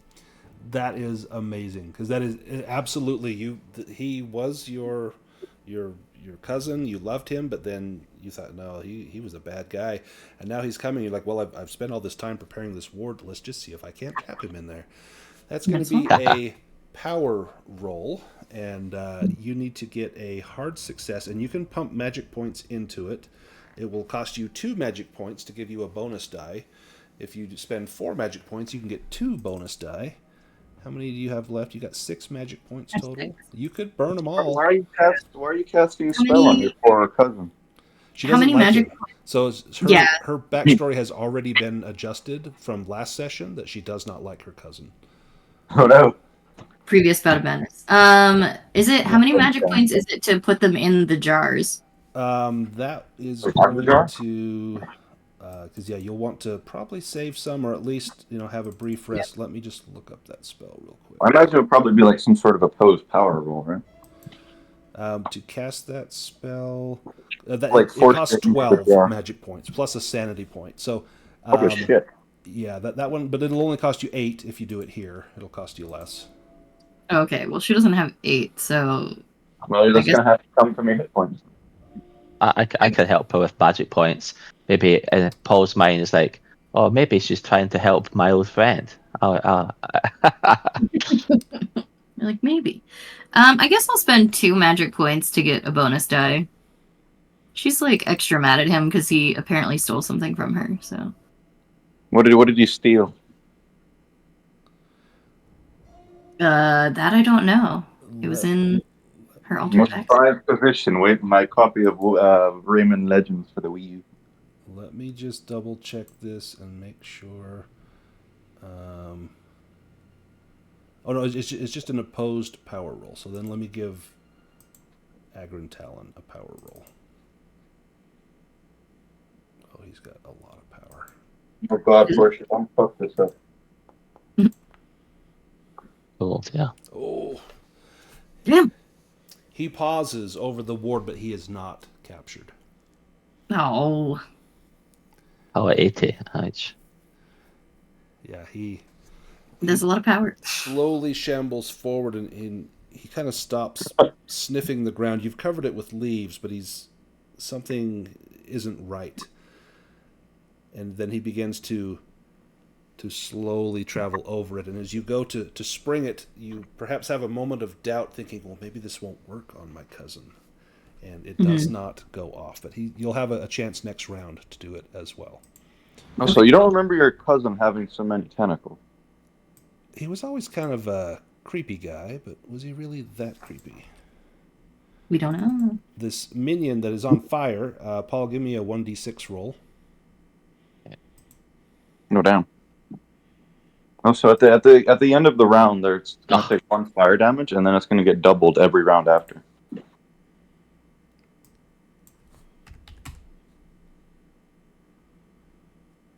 this roll here.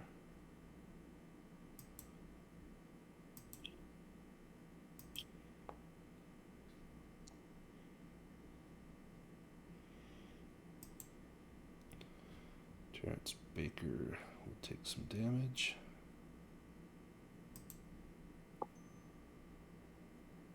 Ooh. Terrence Baker's in trouble, I think. Yeah, he falls down wounded. Oh, no. He is sitting on. He just took over half his hit points. He's prone. I don't think he's unconscious, but he took a major wound. Let's see if he's Well, unconscious. if you take a major wound, you have to roll for your constitution. Let's see if you can stay conscious. Yep, he resists, so he remains conscious as this beast just flails him with its tentacled arms. Oh no! Portia, give me a 1d6 roll for fire damage on this Nice guy. big high one. These things are so angry. Ooh, 6. Nice. There we go. He is almost down. Oof. He's flailing around on fire. Taking what, 12 plus 15. Why are they taking, what are they taking 1d6 damage from? They're on It's fire. on fire. Fire. Oh, the way that works is at the end of the round you take 1 fire damage and then it gets doubled every single round after it. Let me One double d check six. that. Let me double check that. Or does it have like an Spell- afterburn, like spell effect? Yeah, so this Yeah, it did. So it inflicts 1d6 points of damage plus an additional 1d6 per round the target remains on fire. So he takes Yeah. 1d6 the first round, and then every round he'll take 1d6. And 1d6. Oh, so that's in addition to the normal 1 fire damage that doubles at the end of each round. Oh my god. I brutal. don't think this doubles. Not in the spell. Yeah, I don't think it's not No, like no, a normal. no, that's just how fire works in general. Yeah, okay. And Well, It's not fire, it's magical fire, though, isn't it? So, yeah. Yeah, but it's still fire. yeah.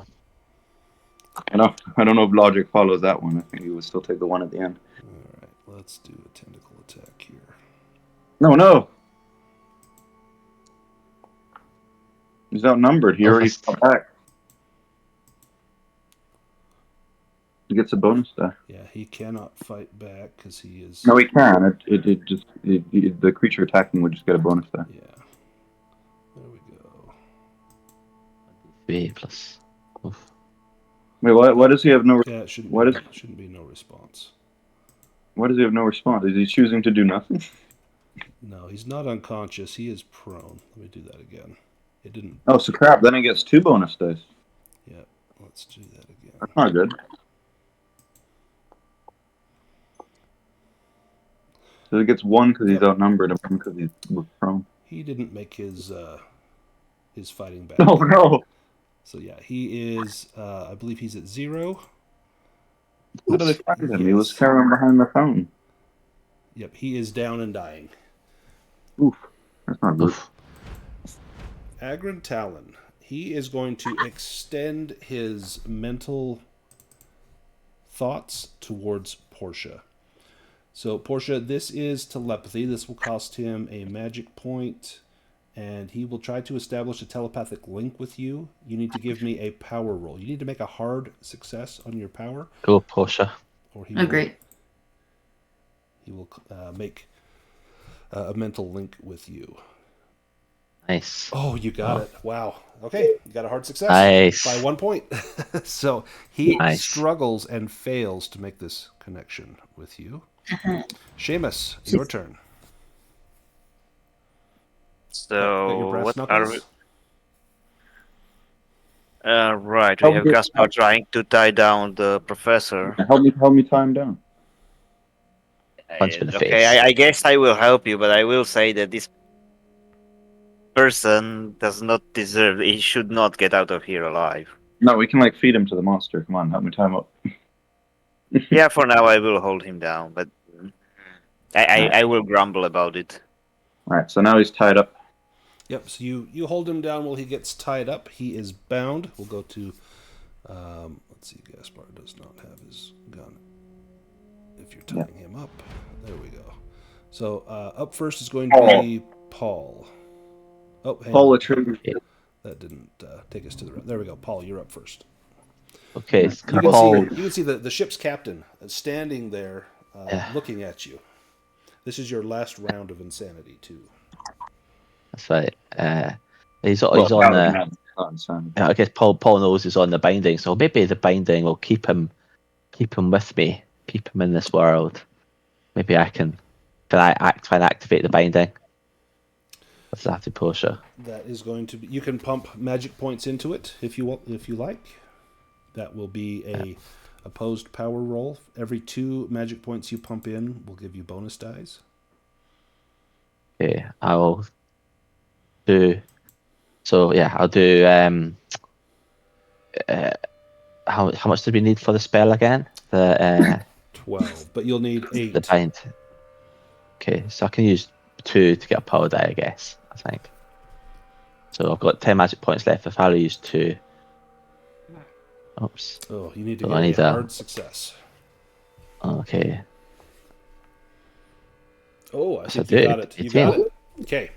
Nice. Describe for me how you bind your ship's captain. What is your reasoning here? Yeah, what was the name of the captain? What was the captain's name again? Can you remember? Captain Green. You know that. I don't remember his first name. Bernie, I think it was Bernie. Bernie. Yeah, because he named. I think he named his gun after Bernie. Didn't he? Yep. Bernie, you've come back, my friend. I'll make sure you don't suffer any more pain. I see your heart. Let me keep you here and keep you safe, Bernie.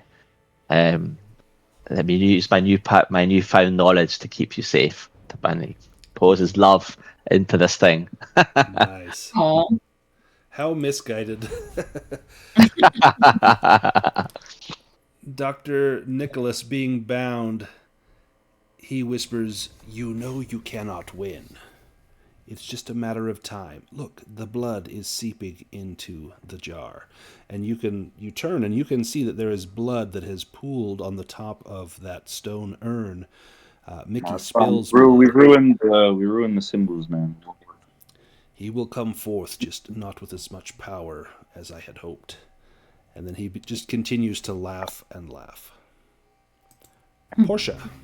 The fool. You see that your cousin has halted. He cannot move, and he looks at you like, "Please, help me." Hell no.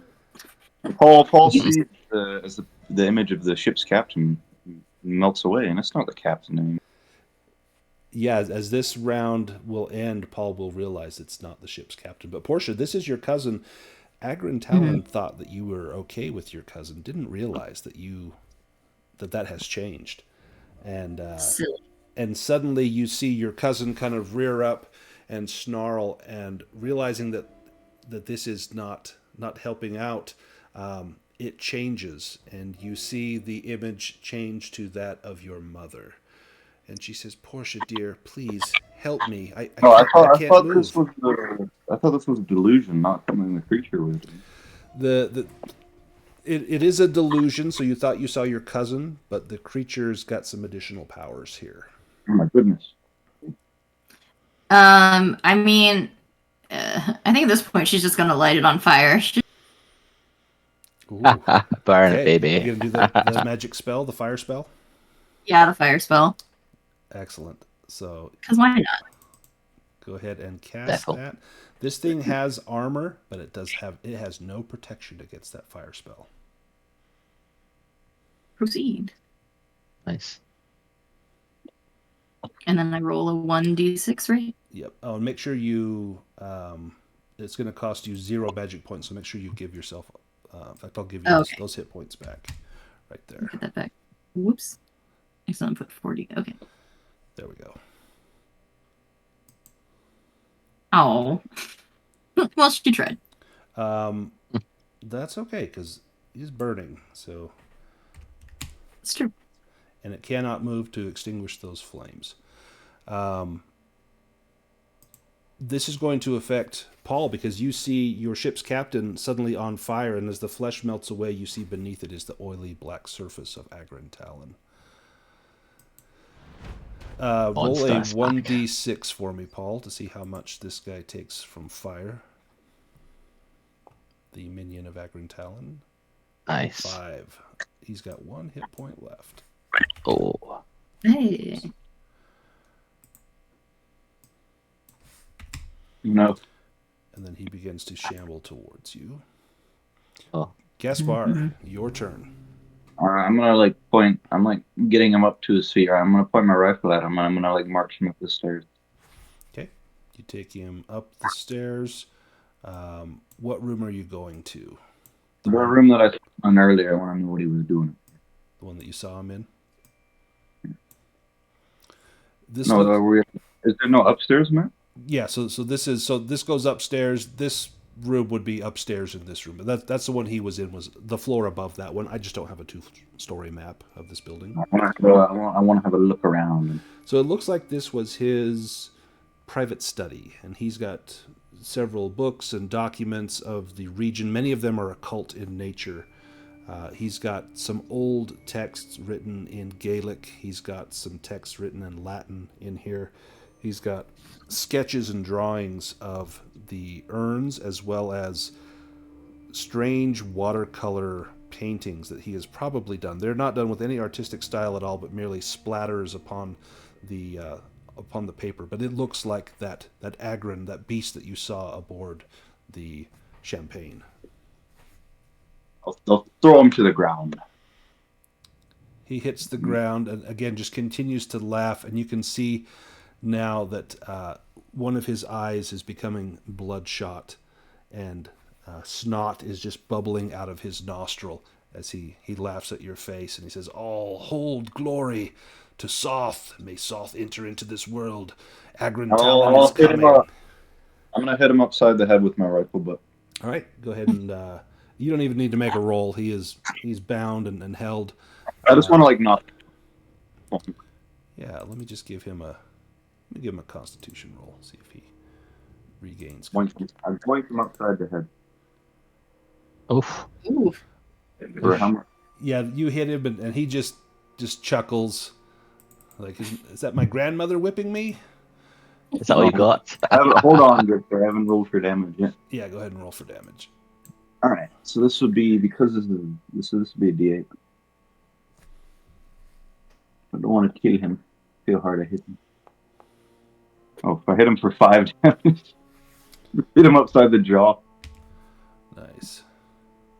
Knocks his jaw off. It's perfect here. I can see the commotion outside through the window. Yes, you can see the flames of the two minions, and But more there's flames no coming from the trail. No time to react to that. So that's the end of my turn. The last minion, this one has... go ahead and roll fire damage, Portia, 1d6. Yep. Oh. 1. All right. So you said I only had 1 hit point left. He had 3 hit points left. Oh. Yeah, the other one has 1. We're fighting all the monsters out here, guys. Paul, give me a power roll. You need to get a hard success. This is going to try and take over your mind. It was unsuccessful with Portia. Okay. Uh-oh. Come on, Paul. So. Come on, Paul, the trees. Duke of Arrakis. Yay, Oh, 19. You got it. Yeah, you sense the intrusion. You know exactly what this is trying to do, and you know that this isn't your ship's captain anymore. It will flail its tendrils, trying to lash at you, but you are outside of its range, and the tendrils slap at the ground. You see it ripping branches apart. You know that were you to get any closer, that it might flail you with these chitinous tentacles. But it is on fire, and Portia, give me a d6 roll to see how much fire damage this takes from that magical... Oh, Portia. Nice. 3 ones in a row. Yep. Seamus, you are up.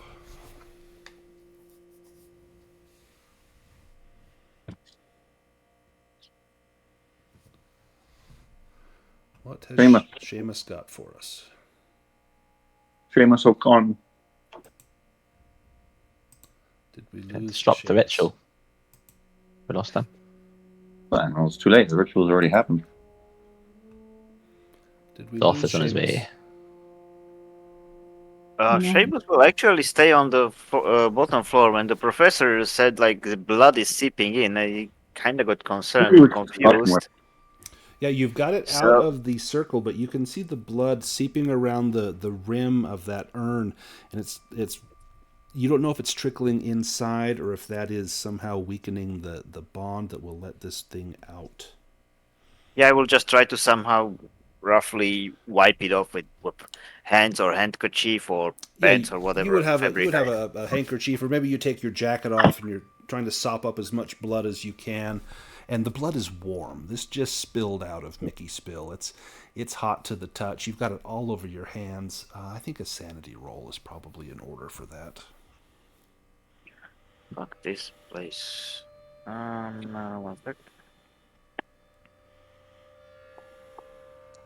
Oh no. Oh. Oh no. Oh, the blood. So much blood. Ooh, 4. At least it wasn't 5. 5 would have been bad. 4 is doable. So I'll let you drop your sanity by 4. He has to do, Terrence needs to do another constitution roll. Oh yeah, Terrence is bleeding out here. Is he able to cling to life? Oh, and Terrence. We hardly know. Oh, so I lost 4 sen? Yes, 4 sen. Correct.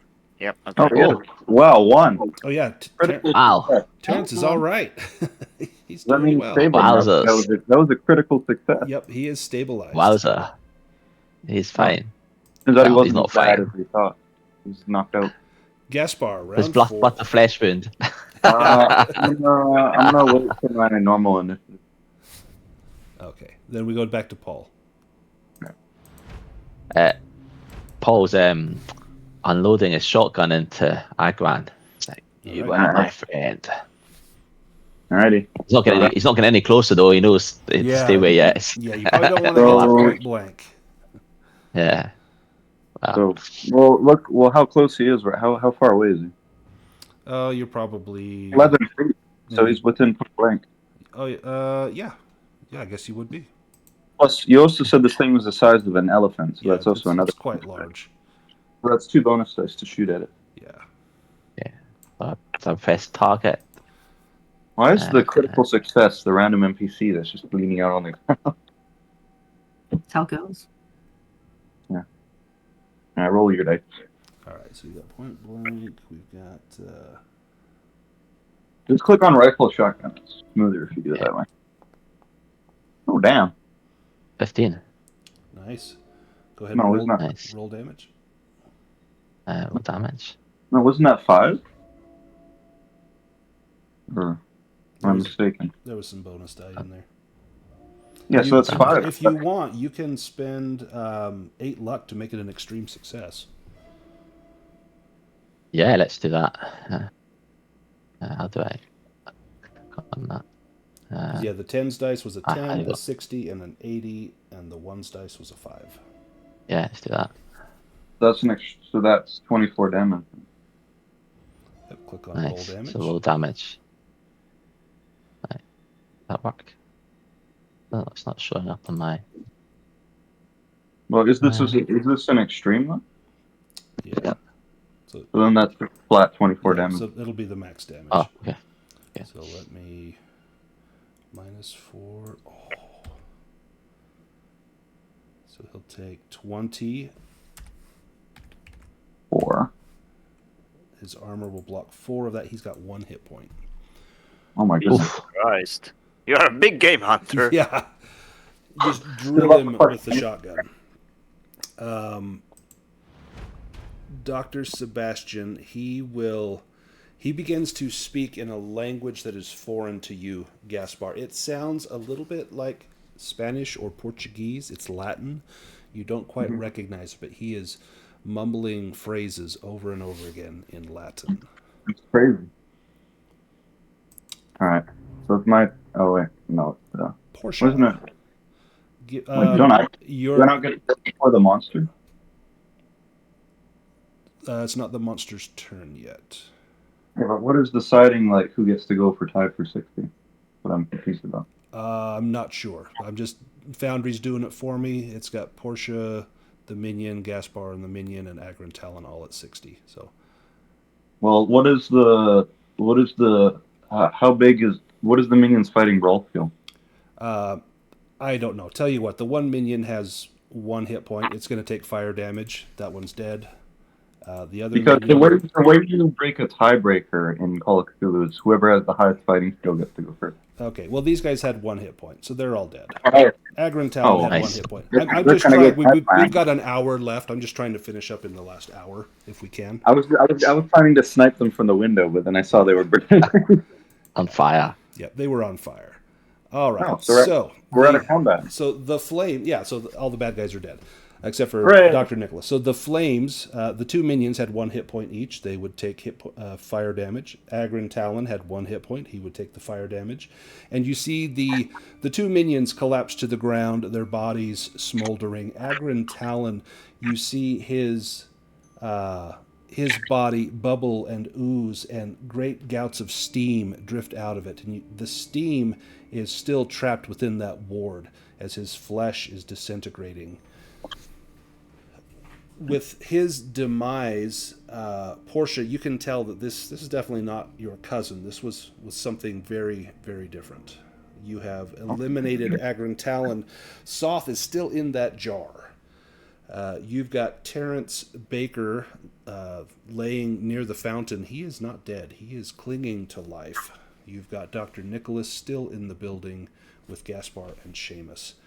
Let's go. Let's just kind of narratively, Gaspar and Seamus, what are you doing in the building? Gaspar, I know you were interrogating this man. He's speaking in Latin. What would you do? I think I'm just going to ignore him. I'm going to look like over his notes, see if there's any useful info in here that we can use. Give me a library use roll. Oh, goodness, it's not very good. I don't spend a lot of time reading books. Just knock him out. Like, what is this nonsense? That's a phone book. Yeah, God. yeah. Yeah. Can't make sense to any of it. You're pretty sure this is a cookbook. These are all recipes for Come on, bread and garum and Aye. come on, that's dumb. Do we not have like any more like cool way of fumbling it? Maybe I'm getting confused. Sure. How about you try to mouth out a sentence that you're reading in the book, Antiquitatum Flagellum Demonii, and then Seamus, you see the blood on the urn beginning to bubble and boil. I'm like, oh, what is it? I read it out loud. You have summoned the beast. Okay, can Seamus see through the window that they have beaten up some big tentacly mass? Yes, yeah, you probably would have heard the squealing scream as it died out there. Okay, Seamus will probably scream at Gaspar that come on, we got to get this urn to the other 2 so that we can start the binding ritual. We'll get that. I'm gonna grab up his notes, whatever, stuff them in my pack for later, so he can peruse over them after the adventure's done. And I grab like the note, which would probably be good. Notes. And then after grabbing up his notes, I'm gonna march the evil, nefarious doctor out of the house to go meet at the fountain. You take him out here to the fountain. Yeah, I'm holding him at gunpoint as he's like tied up behind his back. Yeah, and Seamus will try to grab the urn and carry it somewhere on his back or shoulder or something. And the urn it's slick. It's soaked in blood, but you're able to get it out. And you can see the blood bubbling and sizzling on the top as though something is happening. It's not in that ritual circle, but something is definitely happening. Yeah, like I assume it's basically like a cartoon bomb with burning fuse. Exactly. It's just a matter of time. And I want to like toss it basically at our local. It's not like a boiling pot of spaghetti. You can't like put the lid on. It's hot chili. What are you gonna do with it?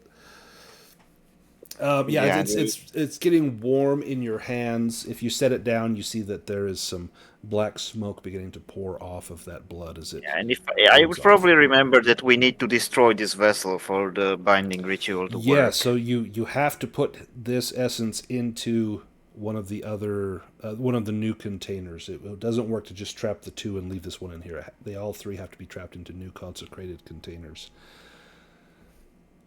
So, yeah, I will just plan to drag this or run with it something to the other two and somehow, I guess, bust it open. I don't know. No. For now, just focus to carry it to the other two occultists. Not occultists, one of them. One thing that you would know, being a member of the Order of the Stone, is that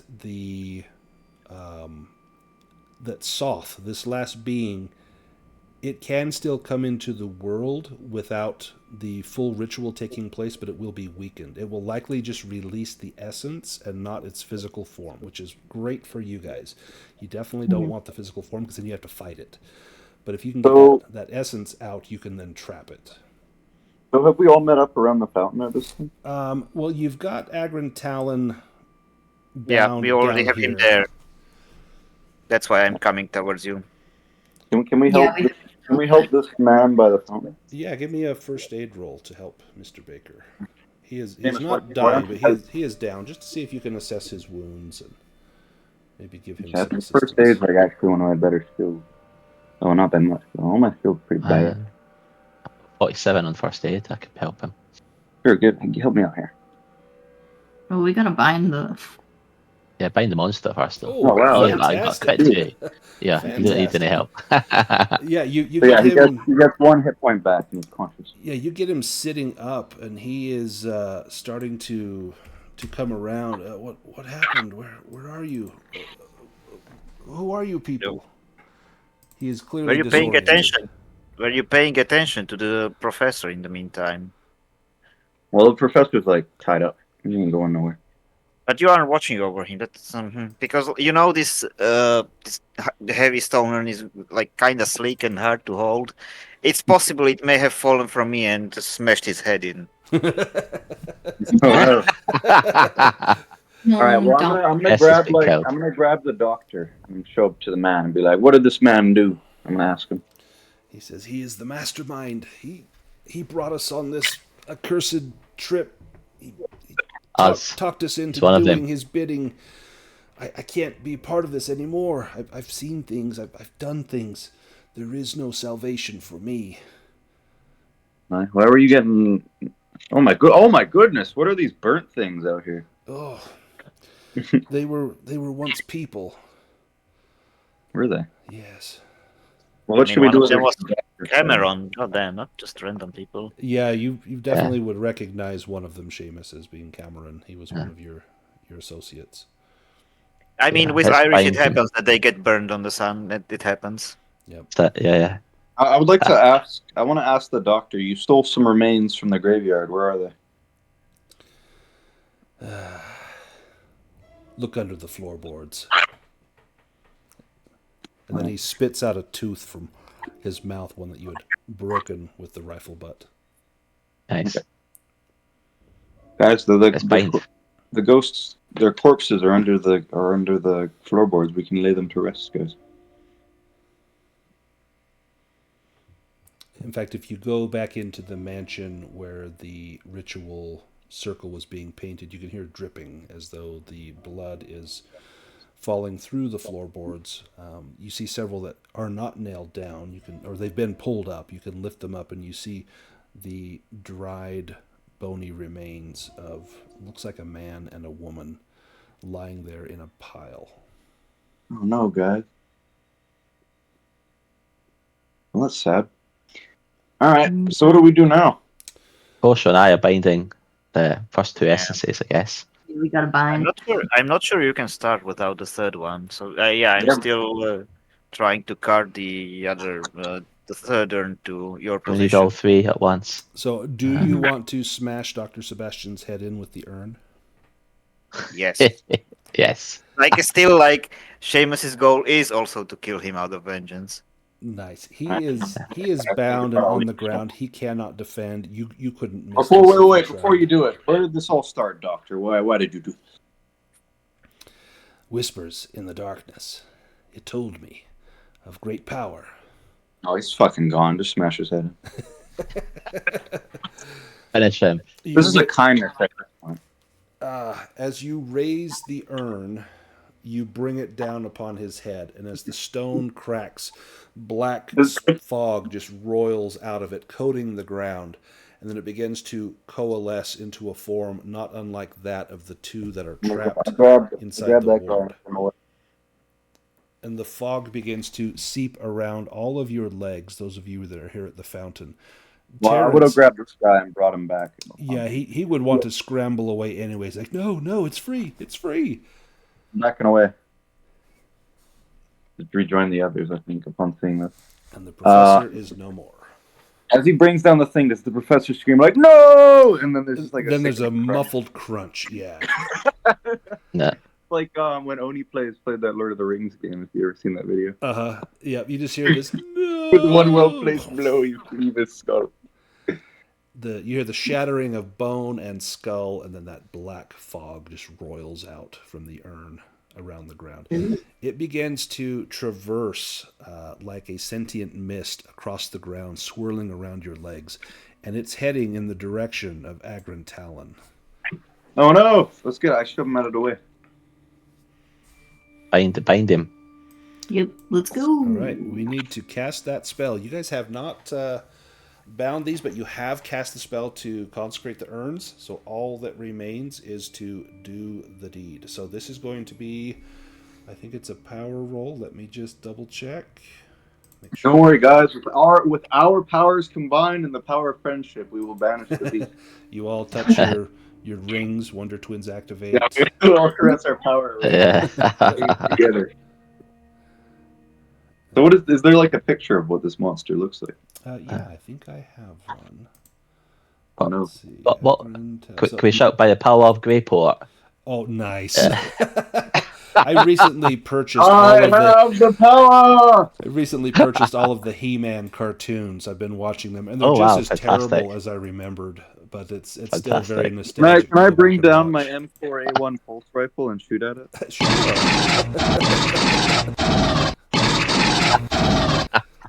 That sounds familiar. It's like you've been holding on to that this whole time. Yeah, I could have used that earlier. Could have used the grenade launcher attachment. I had fire bombs loaded into it. Could have just used There you go. All right, to bind these beings into here, you have already spent the cost in magic points and in sanity to prepare these vessels. You set the vessels out. Agron must be first. Agron is being held in the chains as you open up that vessel.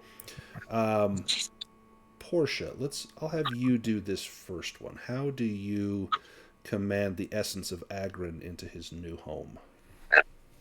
What does that look like? Was Agron one of the ones that was like joined to be the cousin? Yes. Is this the one from back on the ship? This is the one from back on the ship. This is where it all started. In fact, as you look at that mist, as you call Agron, in your mind you see that little cat.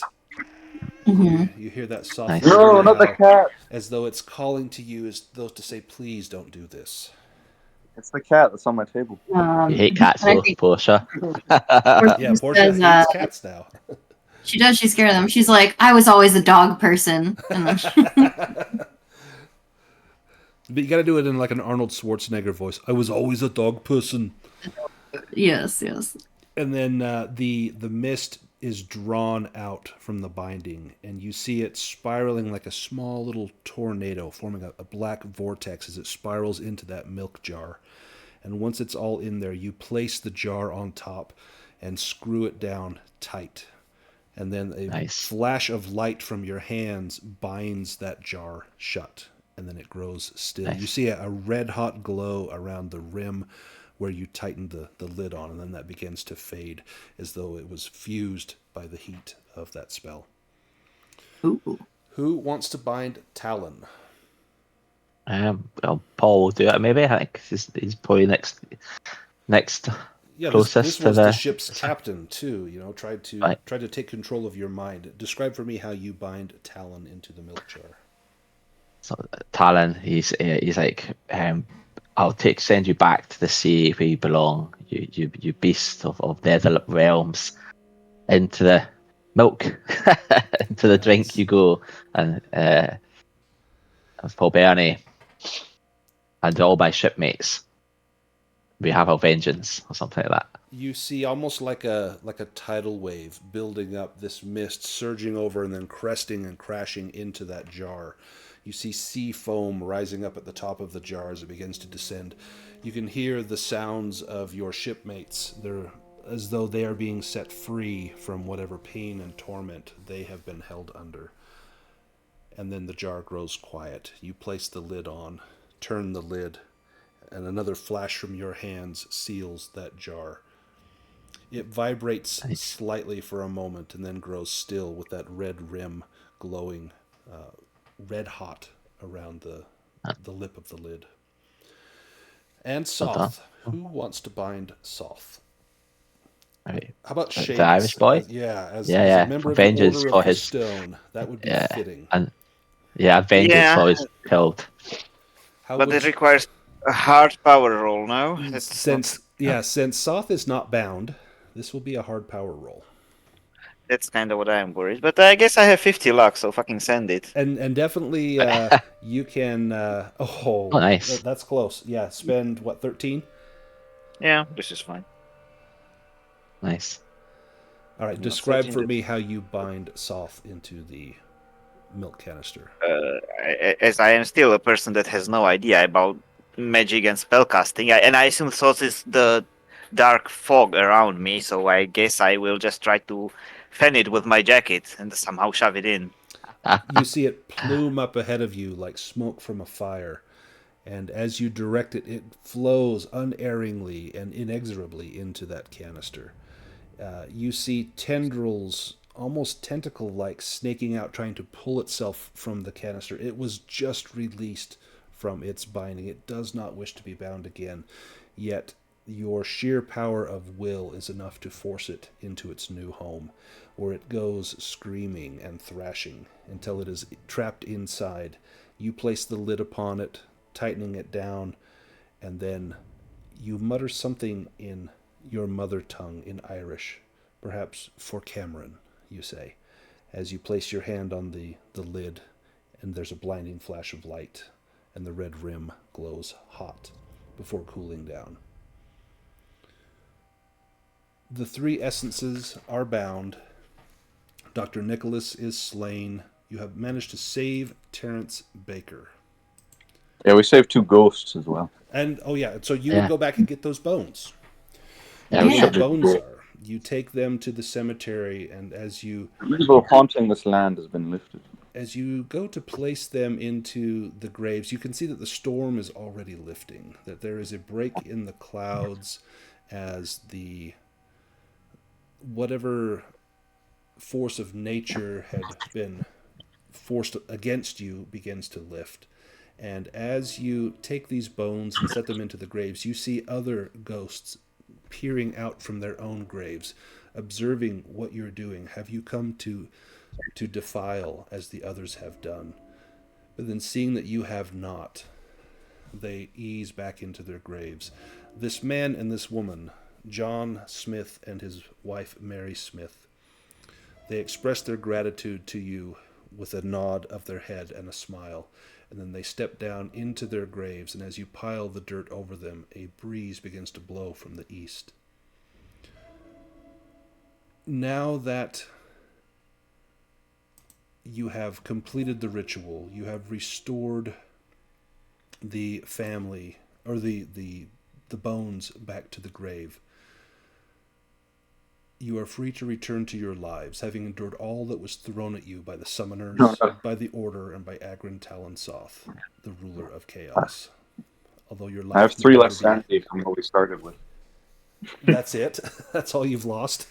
Well, Wow. I got some back. I got some back from before. I lost more than that.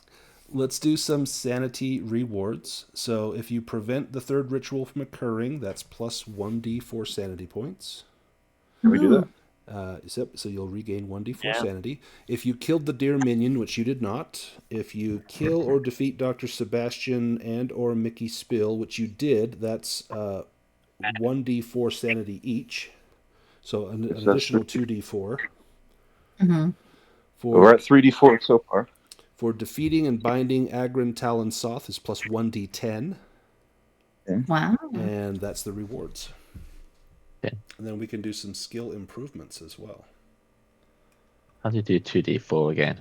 So you can either, on the chat bar at the bottom, there's a little triangle dice. You can click on that twice and then do roll, or you can do /R space 2d4 and hit roll, and it will roll that for you. you. I'll do the 2d4 then. I've done one already, so let's do the other two. Nice. Let me turn And on D10. the development mode, and then you guys can do your development phase is enabled. Damn. So on your character I got sheets, more you sanity. So I've got. Portia did not improve her occult. That's I mean, does it matter? It Or- seems like we're going to play these characters again. Yeah, this is just to kind of see where they end. 14 sanity back. Okay. That's pretty good. So it's 50. So what was going on in that adventure? Like, what was the story? 63. So just that the professor had found these stone urns, had dabbled in things that were far beyond him, and had been... Where did he find these stone urns? They were in Ireland. There was a dig going on, and he was kind of an associate with the dig. He was not head of the dig, but then there was a car accident. Most unfortunate. And the head of the dig was injured, and so Professor Sebastian had to take over. And somewhere along the way, the information he uncovered as he researched these urns was enough to intrigue him into learning more. And in doing so, he brought Agrin into the world, and then he lost all grip on sanity at that point, and did everything he could in his power to bring Agrin. Did he go deep underground to the House of Ashes? Yes. Now, you return to your lives. Let's do an epilogue 1 year from now. Where is Seamus 1 year from now? And what did you do with the canisters? I would assume that you guys entrusted them back to the Order of the Stone, but if you chose not to, Yeah, for sure. you can let me Oh, so it's not. We didn't. The Order of the Stone didn't really give us any reward. Like, we didn't get paid. Nope, there was no payment. Saving the world is reward enough, they say. Yeah, well, screw you guys. I mean, yeah, Portia doesn't want them, so. I'm gonna take. Like, I would have taken the doctor's wallet and taken all his money. Nice. He had about $50. Damn. $50, which is a lot of money back then. And we took all his notes and stuff, and I guess gave those to the Order. Or do you keep some and begin to read them late at night? No, fuck that shit. I want nothing more to do with it. Yeah, you've had enough of this. Reading books isn't a strong point, I guess. No. Also, I killed. Unless they have pictures. Also, I legit murdered a man. So 1 year from now, Seamus, where are you, and where has life taken you since the events at Chopactaw Ridge? I guess I am back in Dublin. I guess Tobias managed to make it. So I guess like we are all basically now trying to reform the order, because like it obviously failed in its task. It did. And like both my dad, and probably even my granddad, who were in the order, never even realized there is something real to this, our ancient purpose. Because like, who knows when these stone urns were made? It's probably everyone like 1,000 years probably ago. thought it was just a myth or a legend. Like this isn't a real thing, but you just kind of did it because it was the family thing. But no. By the way, turns out Paul, it was did you real. increase your Cthulhu mythos? Because every time you go insane due to a mythos encounter, you get more Cthulhu mythos. I think you have to go temporarily insane to get or succeed on Intel roll or something. But basically Seamus is now getting more active in the order, but it's more like also what Michel was doing, like trying to fight those that see order as only at some like rich people club, and try to actually reform it into more monastic order, trying to fight supernatural threats and do better job at containing these urns. Like someone fucking found them without the order knowing, or even letting them found them. That's not okay. So he was probably devising some sort of hideout that is better protected. So this these things are under seal and lock that is actually overseen by members of the order. Nice. Not just top men like in Raiders of the Lost Ark. You actually put them someplace Top safe. men. How about Well, Gaspar? I guess- Where is Gaspar 1 year Well, from now? Gaspar's his 19th birthday will be coming up. I think he would have gone to. Well, the thing is, the whole sailing thing didn't really work out. The whole company kind of went under after the ship sank. But I got the insurance money from that, and I greased my palms with my dad's money that he doesn't need anymore. So I Nice. think I would have gone to Arkham and began to study at Miskatonic University. Yeah, you had a taste of knowledge, and maybe you want to know what was on those papers that you found. Oh no, I don't want anything to do with that shit. Like I'm gonna Nice. study what I want to study. I'm gonna study like mathematics. Excellent. Nothing arcane, no restricted section of the library for you. I think for now, who knows what might happen. Maybe he'll get drawn into a future adventure, but that's a tale for another time. And Paul, where are you 1 year from now? Yeah, I think Paul goes back to the sea. It's what he's known for 35, well, not 35 years, but he's known for most of his life. Maybe I'd write to Paul at some point. Yeah, I think he keeps in touch with Gaspar. He's after he's still looking out for his old friend's son. Maybe he's got himself a little boat he'll call it Bernie's Revenge or something. Oh, nice. Yeah, like that. And he lives a simple life. I think that's where he'd go. So eventually, one day he snaps and murders his wife and his 3 children. But again, that's a tale for another day. That's it. Yeah. What about Portia? 1 year from now, where is Portia? Portia's still in like the Boston area. I think she has a dog now. No cats. that will scare away all of the cats that get near her. And I think she is like still kind of, the dog's name is Frederick. Nice. And I think she's still kind of just keeping her ear to the ground in case anything, she hears of anything strange that might be tied to everything she experienced, and is probably maybe going to see that professor guy she met at the university and a little bit more from him. Not in a formal way, but every now and then she checks in. Yeah, Dr. Bethnell. He was your contact there at the university. And one day you get a postcard from Ireland, and it's from Seamus. And when you read it, your heart just sinks. What does it say? Oh, vessels missing. Oh. And that's where we end. Paul betrayed us and killed everyone. I mean, I was having a good card. I had to bet. Come on, you would have done the same. You gotta sleep sometime. Yeah, so as your hands are shaking, as it zooms in on this telegram, it says vessels missing, stop. And you know exactly what that means. Then the scene fades to black, and then the credits roll, and that's the end of the adventure. Nice. Cue the bad rock music. Yep. Yeah. And then everyone waits to the end of the credits thinking there's going to be more, but there's nothing. There's nothing. Awesome. Well, I had a blast. This ended very differently from when I've run it before. How did it? So before they actually did the ritual in a different place, and they ended up finding nice, the little bad bone music. Yeah. They ended up finding Terrence, that man. He has a journal, and they found his journal, and it has another spell in there that will allow them to. He gave that shit to the order. Yeah, so he definitely would have cooperated with the order, but that spell lets him draw out or to call any of the essences to his location. And so that is what Dr. Nicholas was doing. He was trying to draw Agrin Talon there to kill everybody, but Agrin Talon was bound and it didn't work. What is this? What story? What Lovecraft story is Agrin Talon?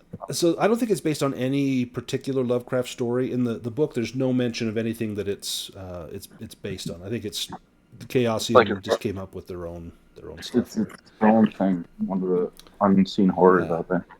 But then they ended up summoning Soth, who got released. They did it in that clearing where the bodies were hanging from the trees just before the graveyard. They did it there, and they summoned Soth to them and then bound Soth. So then they had all three bound. They had already bound Agrin and Talon there. Had all three bound there and then put them into the canisters. And then I think they took the canisters. I don't think they gave them to the Order. I think they took them to Miskatonic, where they are held under lock and key. But it ended a little bit differently. They also had one person died, did not survive, and then one person made like a sacrifice to draw off the minions. The minions, they didn't use fire on them. He ran out into the woods to try and get them to chase after him so that they wouldn't disrupt the ritual. And they caught up to him, and his significant item was a set of brass knuckles that belonged to his grandfather. So he pulled them out of his pocket, kissed them, and just started punching them. And he actually beat up two of the minions just with his hands and managed to defeat them, nearly losing his own life. But then he walked back into the clearing, covered in bits of blood, his hands swollen, and they had to help him pull the brass knuckles off of his swollen fingers. And it was really cool, really cinematic. So, but excellent. Yeah, you guys did fantastic. I had a blast. Enjoyed playing with you guys. I'm glad that we were able to have Seamus join us for the last two sessions. All right, cool. Now it's time to go play Alien. Right, yeah. The new Alien Kickstarter is out right now for the new. Oh no, let's go play hold on, where's my favorites? Let's go play Alien so we can shoot Xenomorph with full If only we had a pulse rifle in this game, it could have gone so much more differently. So awesome. Thank you all. I will get the video for this posted ASAP. I've enjoyed playing with all of you. And get like 100 dislikes. Oh, yeah. Well, just from you is all. You'll just dislike it 100 times. But hopefully everyone else will like it, and we'll have had an enjoyable time following along in our exploits. And I hope to be able to game with you all soon. I've got lots of games. Most of them are full. I don't have anything open right now. I want to get some more Call of Cthulhu up. I've done a couple one-shots recently. I did the Dog Walker that is based on an H.P. Lovecraft story. It's written by the H.P. Lovecraft Historical Society. It was a ton of fun. I've got Of Sorrow and Clay. It's set in Appalachia. Is a blast. In fact, I think Alex, you played in that one. Have you ever run a Call of Cthulhu scenario called Dissociation? I have not. Nope, I have not. I'm familiar with it, but I have not run it. That is a good one. Excellent. I want to get some Gaslight going now that the Gaslight books have come out. That'd be cool. I've got a couple Gaslight adventures I want to get up. One by Stygian Fox, and I may adapt an older, like a 1920s Call of Cthulhu to the Gaslight era. So we'll get some other games up there, but hopefully I get a chance to play with you all. Have an enjoyable rest of your afternoon or morning for some of you, and I will see you all soon. Take care, everybody.